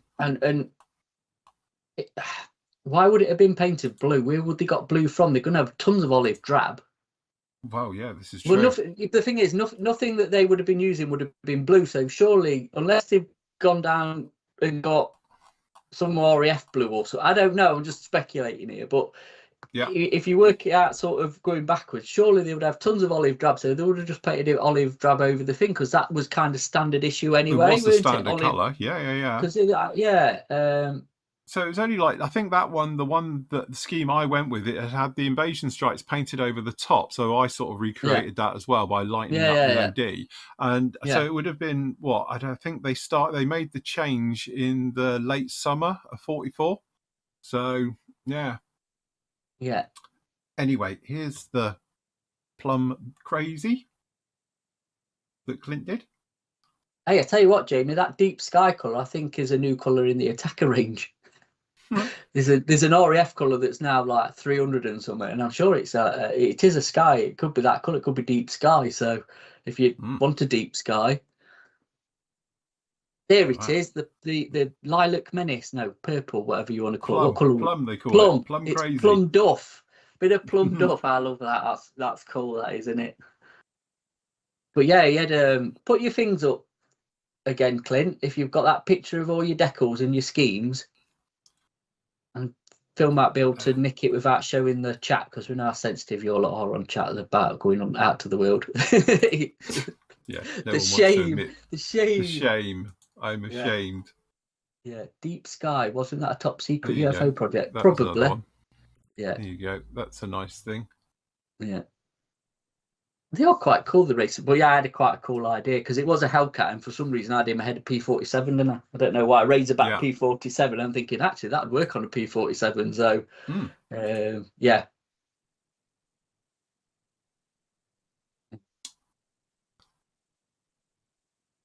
Yeah, I'll tell you interesting what, there's a stuff. time lag then. That completely caught me out because I've just seen us, but I've obviously got a lag on the stream, but Right. about a 20-minute lag because you're holding up your plane. And I'm like, hey. So I looked back to see what you were doing, and obviously that's really old, so that's fine. Take no notes of that, everyone. Where are we? Phil, I almost picked up the Tamiya 48 scale F16 today. Would you recommend the kit or another brand? No, honestly, the Tamiya one is still the GOAT.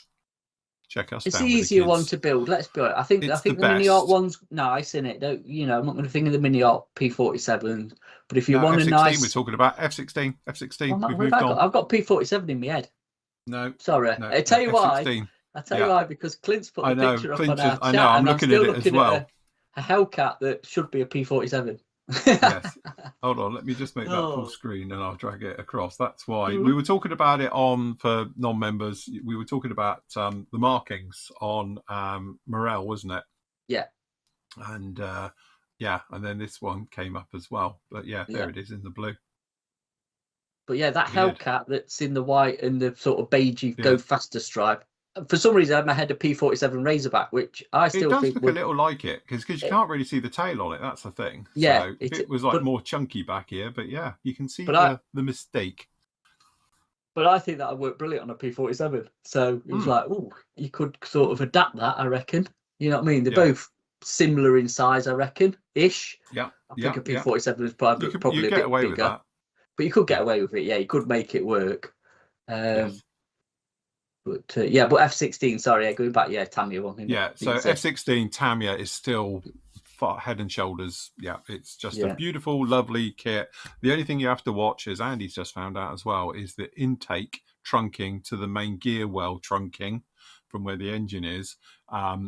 Get that all done first. Put that together and glued in. Otherwise, you end up with a step in it. And it's a little bit of a pain. But that's literally the only thing. Yeah. Tamiya 32nd F16, absolutely beautiful kit. You can't see it. I've got one here. She's literally right behind me. So one that I did in flight. Well, it's not in flight. It's just about in flight. It's taken off. The gear half retracted, that one. But yeah, still easily the best. No problem at all.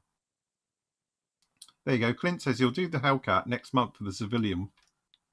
No, you're not, Clint. You're going to send me them decals so I could do a P47 in it. you could do another P51. No, there's no, get it done. I think it looked cool, to be honest. That Hellcat in that scheme looked really good. Yes. So yeah. Oh, I tell you what. I just hold on. One more. Hold on. Just one more question just before they go because they're on a roll. 32nd F18. Depending on what type, are you talking Legacy Hornet? Then obviously it's got to be Academy anyway. All right. So obviously Academy for your A plus, C, D, B, and all of that. But obviously, if you're going to go with the Super Hornet, it's a real minefield. Don't do the Revell one because the Revell one has got massive fit issues and you have to take chunks out of it here, there, and everywhere. I know, I built it. So I would highly recommend just do the Trumpeter one. But if you're going to do the F, the two-seater, buy the G because the G's got all the right bits that make it the right way, where the F is like an early F. It's got some of the vents and things aren't right. So, but if you get the G makes a perfect F, if that makes sense. You need to know your Hornets for all of this, but here you go. Hello from Germany. Hello, Daniel. Hello, Daniel. Great to have you here. Yeah. So, yes. Also, to be honest with you, if you get like a Quinta set for the Trumpeter one and a couple of other little bits, it works really, really well. It actually goes together all right, that kit. I know the Puritans are out there saying, no, it's not very accurate and all the rest of it. But actually, it's a lot easier than the Revell kit because I built the Revell one and that was a nightmare. Oh, look. Lurch is back. Oh, sorry, I pressed the wrong button. Hold on. We want that one. Heads on sticks. Heads on sticks. I am Vlad the Impaler. Definitely. So again, on a Sunday show I did last Sunday, I was playing about with a paint set, to be honest. I've not painted figures in a good few years. So I did see an AK video where Kelvin Tan, who's a very famous figure painter, was using this set with the quick gens and a mixture of Gen 3s as well. So I dug out these are dragon ones. Well, that's a dragon head. I think that is, and I don't know what he is. He might be master box, whatever. I was playing with some heads. It was mainly this one anyway. I was doing on camera, and just seeing, because there's a little booklet in it as well that tells you how to use it. The steps should grab it and show you. So you get a little step guide, and obviously there's a video you can follow of how to achieve what he does, or near enough anyway. It didn't quite work to plan. Let's just say it looked like a bit of a beetroot with the second coat of the quick gen colours. Yes. But I've managed to pull it back a bit, to be fair. So a lot of work still to do. And again, this is a godsend for filming. This vicey thing, it's great. You can just spin it and keep it in shot, basically. Excuse me. So again, on my live show, I'm going to carry on and see if we can get this head finished as well, because people seem to like figure painting. They don't like to do it. I think they like to watch it.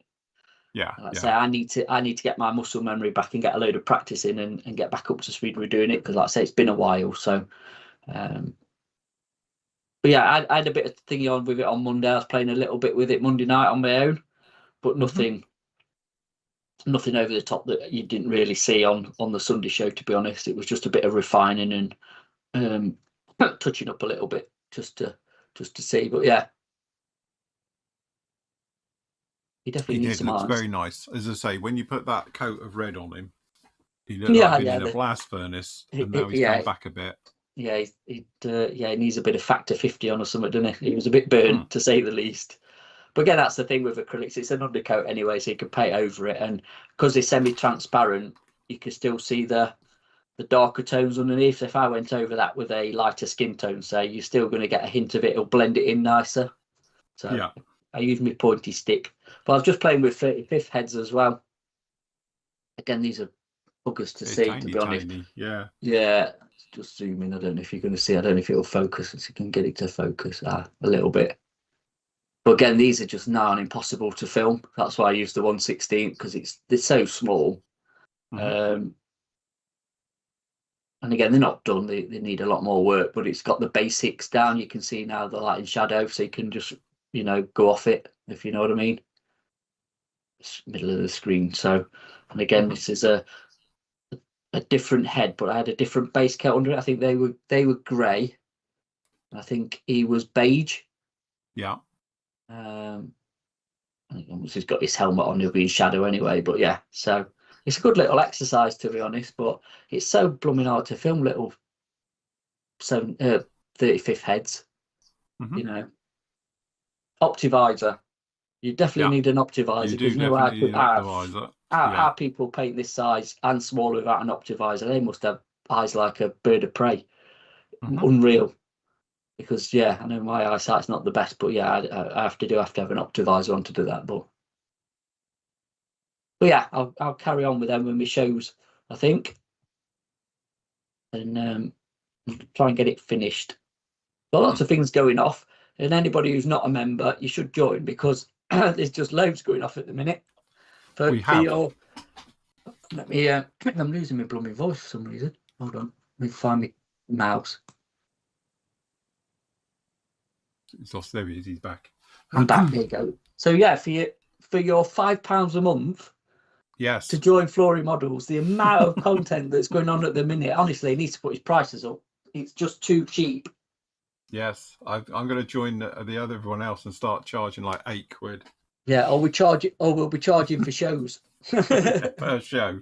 Yes. I did have a guy the other day email me, and he said, "How much? I just want to buy one show." And I was like, "Well, it's £5."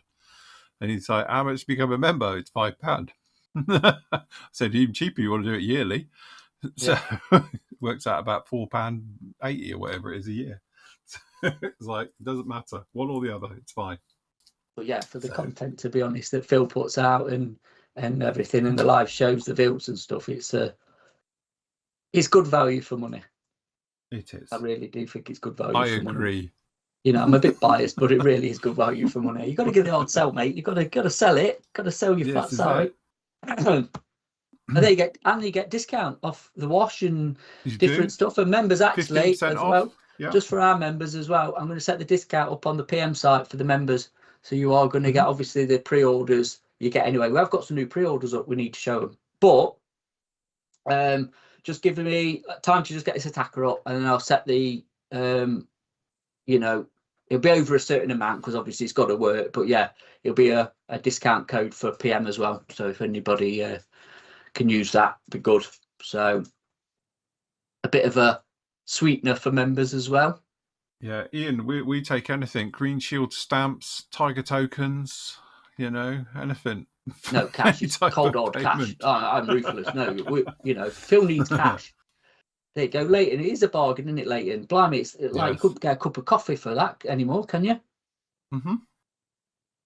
So there you go. John points out that the Flory discount code is already working on the PM store. Oh, is it still up? Oh, brilliant. Well, there you go. Then we'll use it. Use the codes, people. Yes. Use the codes. Now then. Put your code in. My dog's arrived. Tunes, what are you doing?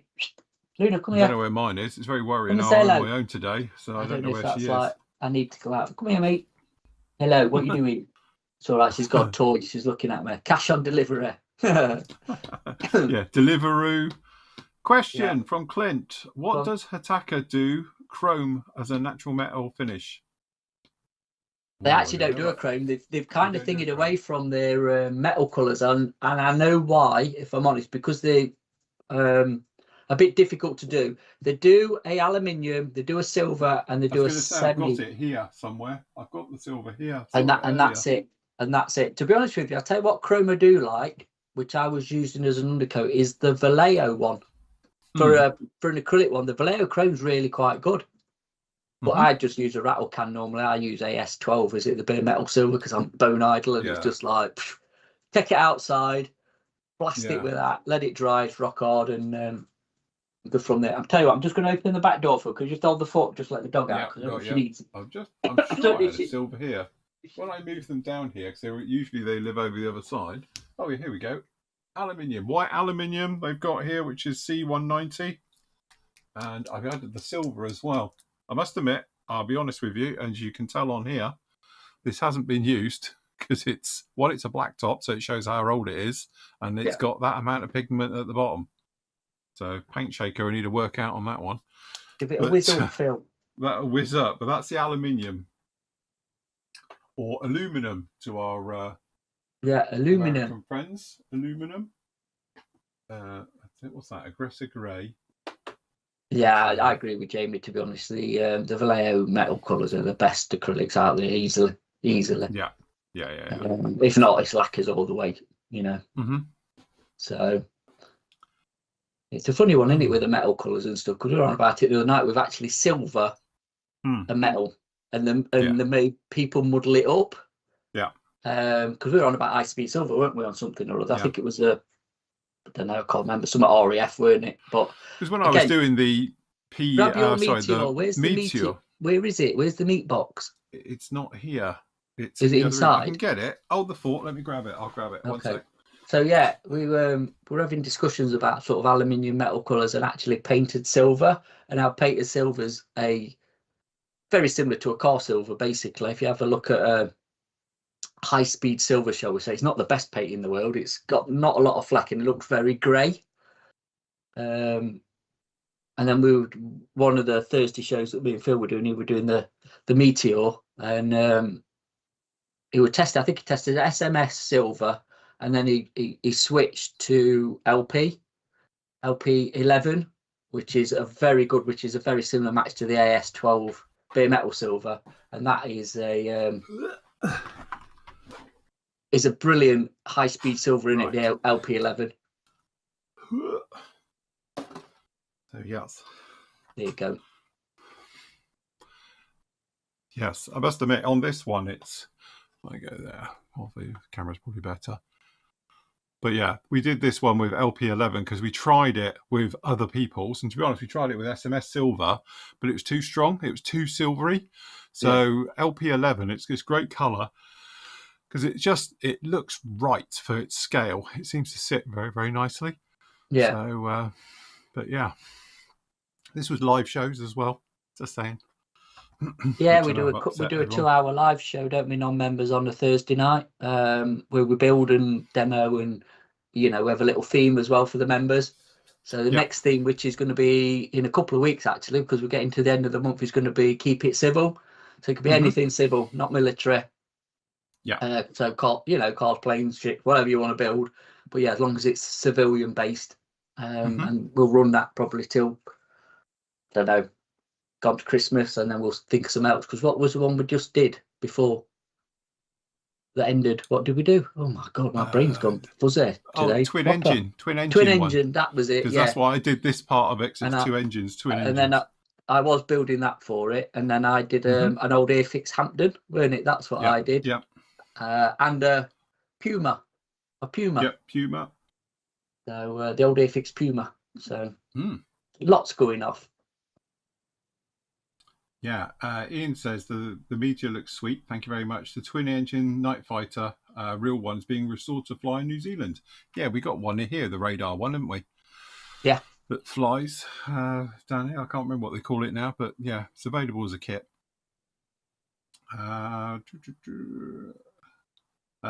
This is from Neil. He says, thanks, Phil. Posties just delivered my order. Clamps, dust wash, and jig adapters. Nice.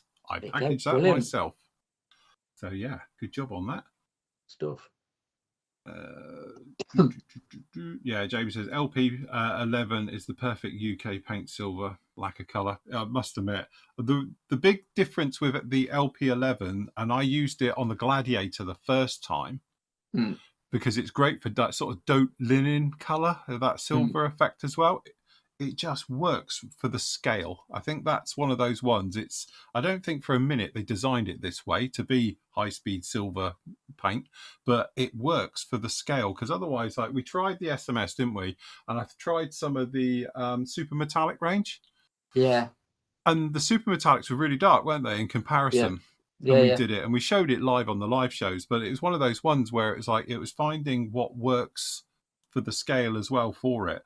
And didn't want it too silvery, didn't want it too dark, and actually LP11 just came along and just is brilliant for it. So much so, I bought another one yesterday because I know I was low on it, because I've hardly got any left. So it's the Goldilocks effect, isn't it? It is. It's the Goldilocks. If you ever need a colour for like high-speed silver, like RAF stuff, LP11 is all you need. So it stinks, smelliest paint you ever used, but yeah, it works. It does look the part. It does do it. Yeah. Or between that, like say, if you're thinking that AS12 rattle can. It's the same. Yeah.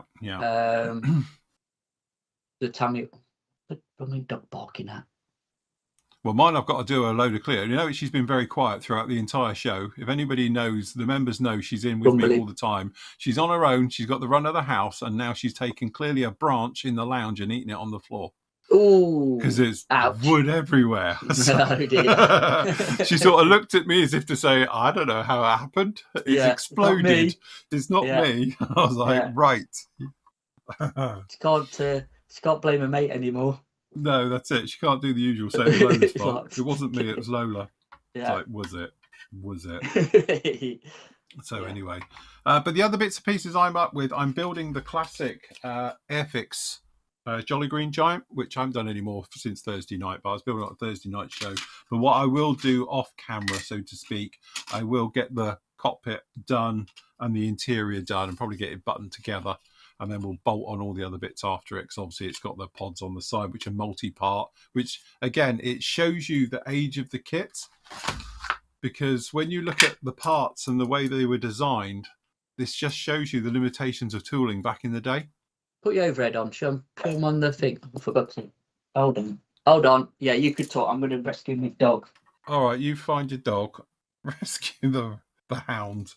But yeah, so this is the old Airfix semi-second Jolly Green Giant, and to be honest with you, it's a great kit. And we were saying on the Thursday night show that how well some of this fits in, like the cockpit fits in here. If I get it in, it is a solid, really, really nice fit into this one. But I was going through some of the parts, which some of them are now buried.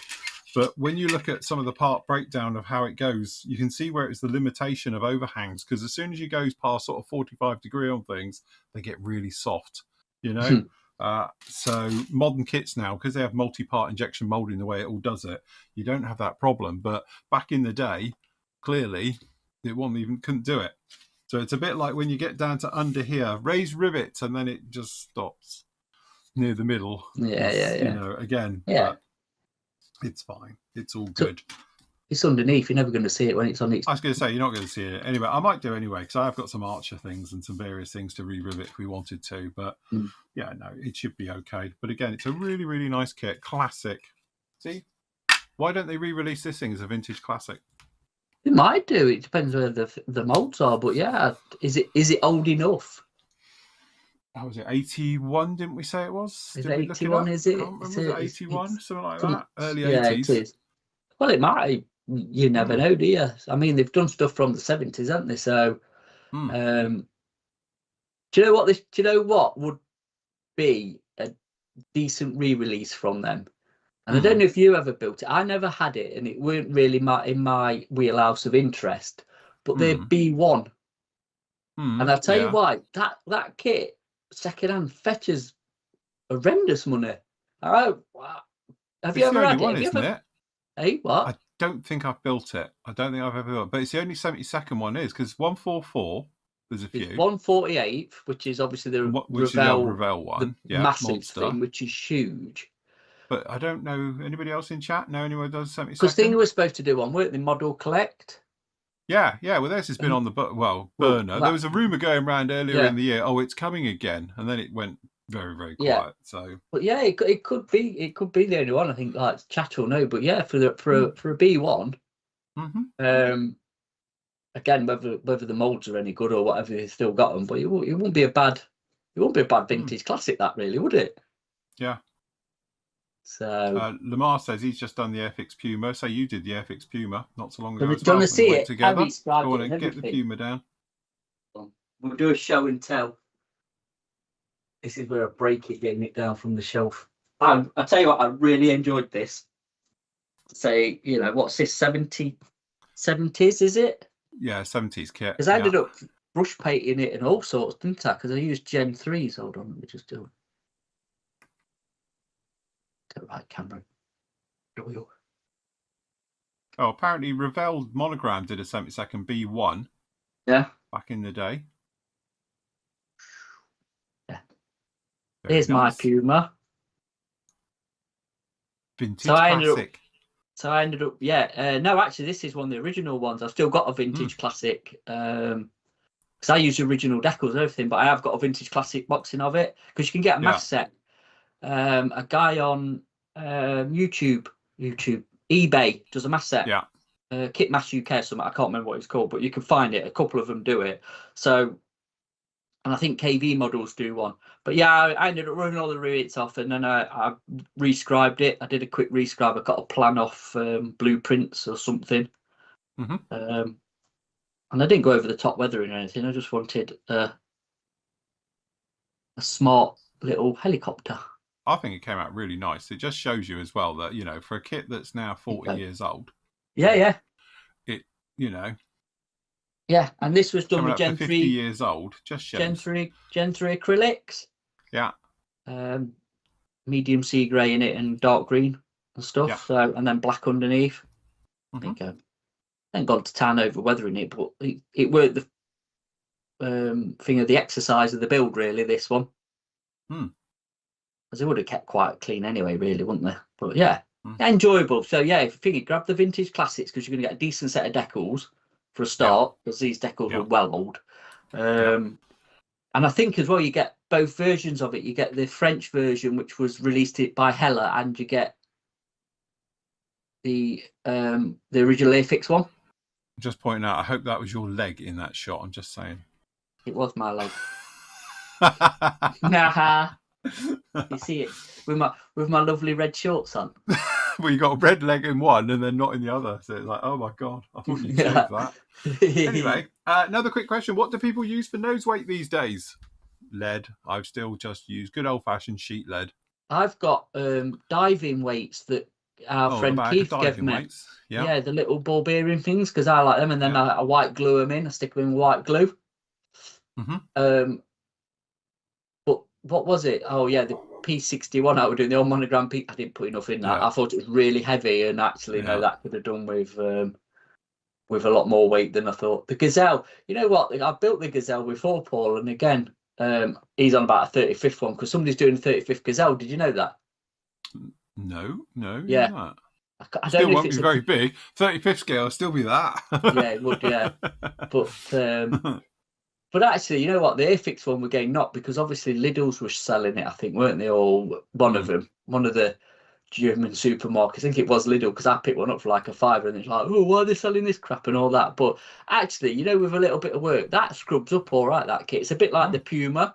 Take all the race detail off, a little bit of rescribing, and especially if you do a Shark thingy one, display team, you can get the Shark. Sharks, is it, or whatever it was? Yeah, it was. It was the Sharks down at Coldrose. Yeah. Looks all right. It looks like a gazelle because you've got a 48th gazelle, haven't you, from AMP? Yes. I can't see it. Where is it? I've got the AMP one there because you sent me the skids for it. I did. Yeah, you got the metal skids. Yeah. There's a couple of ones I was going to point out. Somebody's talking about the chrome. AK, do super chrome. Yeah, I've got it. I haven't used it. I have. I use it all the time for doing little jobs and stuff like that. The stuff's brilliant. Yeah, I've got some of that. It is proper chrome. Right. At the top, you can see it is chrome. That's chrome. It's proper chrome. Liquid chrome. And also, I will say this stuff doesn't go off like the Molotov stuff. Molotov goes off after a while. It definitely does. It goes gritty and horrible. It's rubbish, to be honest. Because we've got the chrome pens as well, haven't we? But I think we're out of stock because we need to do an AK order when we'll get a bit of money back in, to be honest. So that's the next on the list of AK. But the chrome pen as well, and the marker pens. So, but yeah, somebody's put up, you know, the Airfix bone. Yeah. 150 quid on eBay. Ridiculous. And then the 48 funds like 182 quid somebody wants for it because that one release, was it as a super duper? They were doing it as a super kit, weren't they, with all the stuff with it, platinum editions. But I know somebody does a load of aftermarket for that, don't they, to upgrade the engines and the wheels and all sorts. But it's huge, it's massive. Yeah. You know, because I did have a thing about doing the old Monogram B36 again because I did have one and sold it. But I think at the time, again, there's a lot of glass, a lot of clear parts, and there were no mass sets, but you can get mass set for one now. But actually getting older one for a decent price is a thing. I tell you what, John, you've hit nail on the head. I'm glad I've still got your old Wessex, Phil, because they are fetching stupid money, the 32nd Wessex. Are they? Can I sell mine now? I've got the HU5 sat in front of me. I tell you what, they go in 150 plus that what people want for them. Oh, yeah, auction. But Stevenson's rocket, is that what you're building for the civil one? Civil one, that'd be quite cool, actually. Look at that. 00 HO scale. Yeah. Well, it's either one or the other. Sure, it was 50 cent back in the day. But yeah, that must have been 50 cents, yeah. What, John, you'll pay me $2.80 for my Wessex? That bargain, quick, sell it in. Yeah. How much free CAD work do I get for that?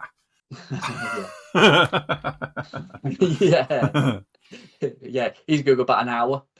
yeah, the usual half hour. yeah, and a couple of tea breaks in between. But yeah, I can't decide if I'm doing a show tomorrow night or Monday night.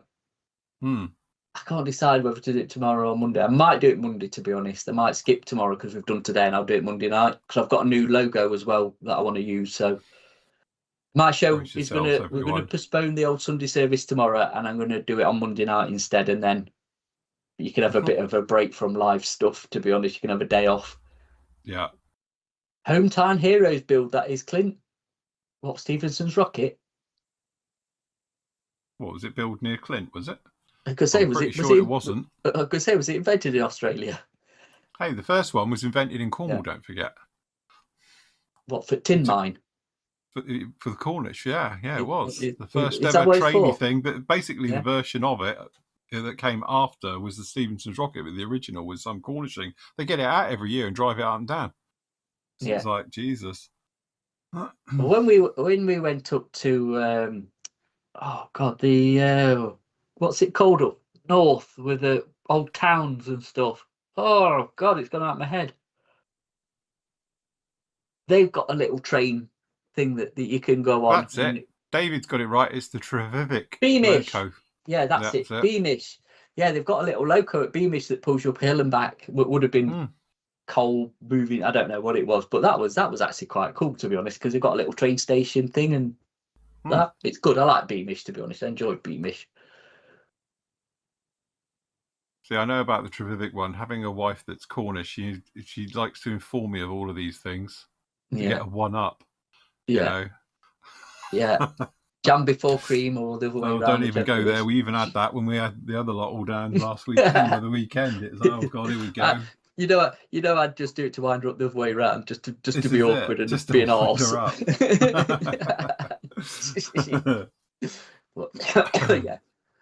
Yeah.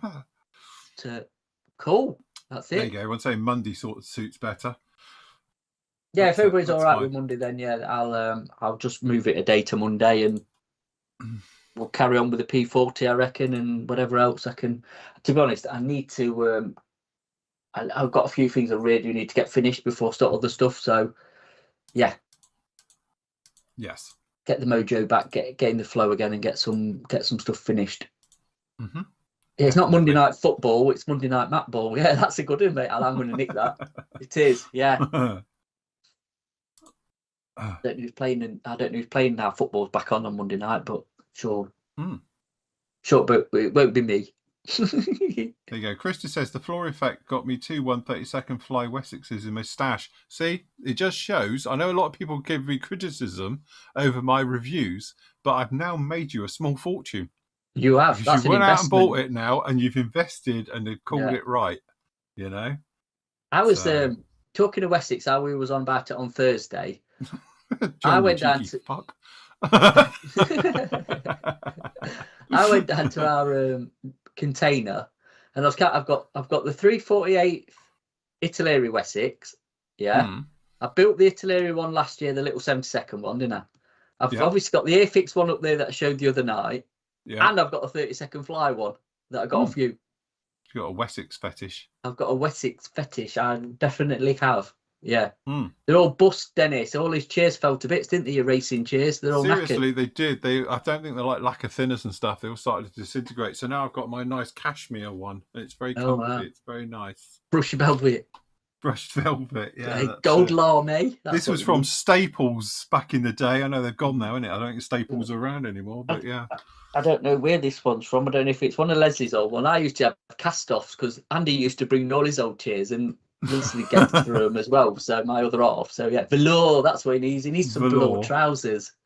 Yes. This is it. We're definitely having all of those. Yeah. No, Fly's not gone out of business. I think they're just not doing the Wessex anymore. It's it'll come back. All this thing in. They must have the molds. I know they're a bit limited thing, but they'll come back. They'll re-release it. They'll probably look at the prices to fetch a second hand, a bit like they will do now. Suddenly go, Revell and Airfix do go right. We better re-release that and cash in. Get that one back out, definitely. Are we still doing not quite a podcast show? No, because we do lots of other stuff instead now. Yeah, unfortunately, we ain't got time, that took about a back seat. Yeah, I haven't got time for that one. That's the thing. Time is a bit of a thing at the moment. So yeah, it's fitting it in it, to be honest. So. Yeah. And apparently, somebody put in the chat, I'm just trying to find it, but Zimmy Models apparently have taken over Colette, not Colette, what is it called? The B1 people, and they did the B2. And Model Collect. My Model Collect, because I've got the B52s behind me, literally on the wall behind me. I tell you something, right? Just, how Dragon's doing, like, gone off producing kits, and they're giving basically I think they giving them molds or something. They might be producing them for other people, but there's a new company came out. I think Zimmy could be one who's doing Dragon, or no, 4 Art, somebody is anyway, and it's really quite cheap for what it is. And the other one is because it's actually in Hannants, to be honest. They haven't got any in stock yet, but I will tell you, which is very similar. They're called Drami model. All right, yeah. DRAMI, and they're doing like the World War II stuff, and they're doing the 110, the 30-second 110 that I was doing. I think some of the Helldiver, the 10-second Helldiver in Sea Vampire, is it? And then they go on they're doing the half tracks and stuff. Hold on, I've got delivery. Oh God, he's got delivery in them shorts. Wow. Funky shorts. You want some, Phil? You're just he thinks he's a Baywatch extra. That's coming back. So just whilst he's got a sec, I will say, don't forget, if you like what we do, you can join us. Just pop over to the Flory Models site. There's 2 ways of signing up. I'll make you buy it somehow, right? Okay, just come over, just go to membership. 2 ways. Just click on the Patreon page. This takes you over to Patreon, I think. Hopefully, if this works. There we go. Takes you over to Patreon, and you can come over and you can join that way somehow, however that all works. Or you can just send me your email and your username. And then obviously what I can do is I can set you up with a account through PayPal, and PayPal will invoice you. You can pay on cards and all the rest of it with those as well for just £5 a month or £50 a year. So it's even cheaper. All right. And you can do it that way. So it works out £4 a month plus VAT, because Patreon works it differently, because it works out VAT where you are in the world. All right. And does it all that way. So you can do it that way. And there's all your terms and conditions and all your bits and pieces down on there. Also, over on the store, we do have the jigs. I've got one available. I will put more up. I have got more, just the site's run down low. We've got your clamps, your washes, all your other bits and pieces down in there as well. For somebody's asking about, am I running down the display? I am running down the display a bit, because shipping costs are horrendous, absolutely horrendous at the moment. So we're trying to work out something with Kareem, but we will see where we go with that one at the moment. But it's way too expensive to bring in. All right, so we've got that one there. And then over on the PM store, obviously, we've got all your paints. Obviously, Hataka, quite strikingly at the top now. But we have got your other stuff as well. We've got SMSs, we've got your AKs, we've still got all your thinners, VMS, your lacquers, your tapes, and all your tools and bits and pieces, Tamiyas, and everybody else's as well. All right? Yeah, we've just had... sorry, Phil. We've just had, obviously, the Attacker restock. We've just had a Mr. Colour sort of leveling thinners, primers, all them are back in restock. So I'm in the process of just restocking stuff. It's been a quiet summer, to be honest. Really quiet. So we're on a bit of a rebuild at the minute. There's an AK order needs to go and see we're out of AK products. So that'll be going in when we get some money back in. So the more you buy of the other stuff, the more we'll reinvest it. I'm running the tools down as well, because we were stocking Tamiya tools, not thinking for selling tools. So once they've gone, they're going to be sort of discontinued, hidden. If I'm honest, I'm not overly bothered about the tool thing. I'm going to concentrate more on the paints and sundries, and then we started the pre-orders again through the site, through the Flory site and the forum. We've got the Special Hobby Baltimore up, is coming up, the ICM Hudson as well, which is due out, and then there's a few others I've got listed. The Canberra as well, the Afix Canberra, if anybody wants to pre-order that, is up for when that gets re-released. Obviously the Phantom, Afix Phantom Pranjix one is up there, which should be out soon, so I'll have to close that. But yeah, we're bringing the pre-orders, and that's the way we're selling kits. But look what's just turned up. Oh, his little Marine Krieger thing. My Machine Krieger's turned up. I bit the bullet and bought one, so my little fighting suit, and this is an original Nitto one, I think. Yeah, so 1/20th. That's one of the originals, I tell you what. So yeah, I've been itching to do one of these, to be honest, for a while. So I've picked one up. I got one off eBay. So yeah. Very nice. That'd be cool. How Live tiny build that coming box is. soon. It is a tiny box. I must admit, I thought it'd be a bit bigger of a box. Okay, look. Oh, look, one bag. Nice. Get a bag. You get a head and the dude look. Yeah. And then you get the tinted canopy. Nice. Yeah. And a little bit of Got polycap stuff to make it move, and some decals and stuff. So yeah, pretty thing. Oh yeah. And then you get a set of destructions. Look. That's proper old school. Look at them. Oh, proper fold outs. Look. Typical fold out ones from Japanese fold out ones. So yeah, I built something similar before, to be honest. So I look forward to that. That'll be quite That'd be quite interesting for a future project. Definitely a brush painter. Yes, I reckon. Where can you get? Christian's asked Phil, where can I get it when I live in Sweden? What's that? Sweden. Sweden's on the thing.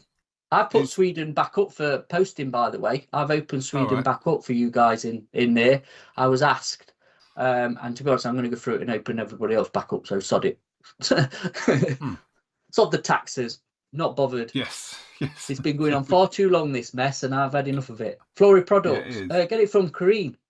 Yeah. Get it from Kareen. Kareen's got it all. So Kareen's up and running again and all the rest of it. So get it from Kareen, because obviously you're inside the EU. It goes straight to you. There is a new way now, we will say, because I know this is how Matt's working it as well. When we send to Germany now, we have to pay the taxes all up front. So I've done it on my site, where it will charge you the taxes and the handling fee and everything all up front. So now it just comes straight to your door. So you don't have the thing. What I may end up doing is doing it for everybody else, but honestly, it's so much easier to go through Kareen. Kareen's got all the washes, she's got the jigs. She will get shortly the bundle sets, because they went out yesterday to her. But again, I'm going to do a restock with her. I'm overseeing her next month as well to sort out some various bits and pieces. So she's got good stocks of everything there, and she can ship it within the EU to you with none of this rubbish about handling fees, taxes and all this crap that they seem to want to charge extra for. Because I do know, if you want to buy like a bottle of wash and you're in France, then with your handling fee and your taxes, it's more than the washes. It's ridiculous, you know. It's mad. So it's absolutely rubbish, really. So but go via Kareen. Any problems, shoot me a message, and because obviously I speak to her almost every day anyway, so I can get it through and get it done. So yes, good job. Nice. Righto. We will leave it right there then. Yes, good job. So Matt will be back with you then Monday night. If all goes well. I'll be back with you Tuesday. Obviously, we got the vlogs Tuesday, Wednesday, and live show on Thursday, where we'll obviously be carrying on with the CH53 on there. Obviously, the 109 is coming down the line. Got the next part of that will be up with you on Friday, so forth and so on. And these Saturday shows, we'll definitely be doing at least one a month now, aren't we? Yeah, 1 or 2 a month. I think we'll do it. But again, if you're not a member, just join us for £5 a month. You get a lot of content, so it's worth it, to be honest. If you like what we do, you'll love what we do off YouTube. I'm just going to say that, because what happens on the other ones, we don't have to watch what we say. When the gloves are off. When the gloves are off, we can be a lot more ourselves, shall we say, as well. So yes. Good job. Cool. Right. Okay, then, people. We will leave it right there. Thank you very much for joining us this morning. Don't forget, you get your bits and pieces over with me at florymodels.org, or you go over to pmmodelsuk.com and get all your paints and your sundries there as well if you want to help us out. Anyway, we will call it right there. Thanks a lot to us. Well done, Matt. Good show. Thank you. And we will see everybody at home and on YouTube land again very, very soon. So, till everybody. Happy modelling. Take care. Bye.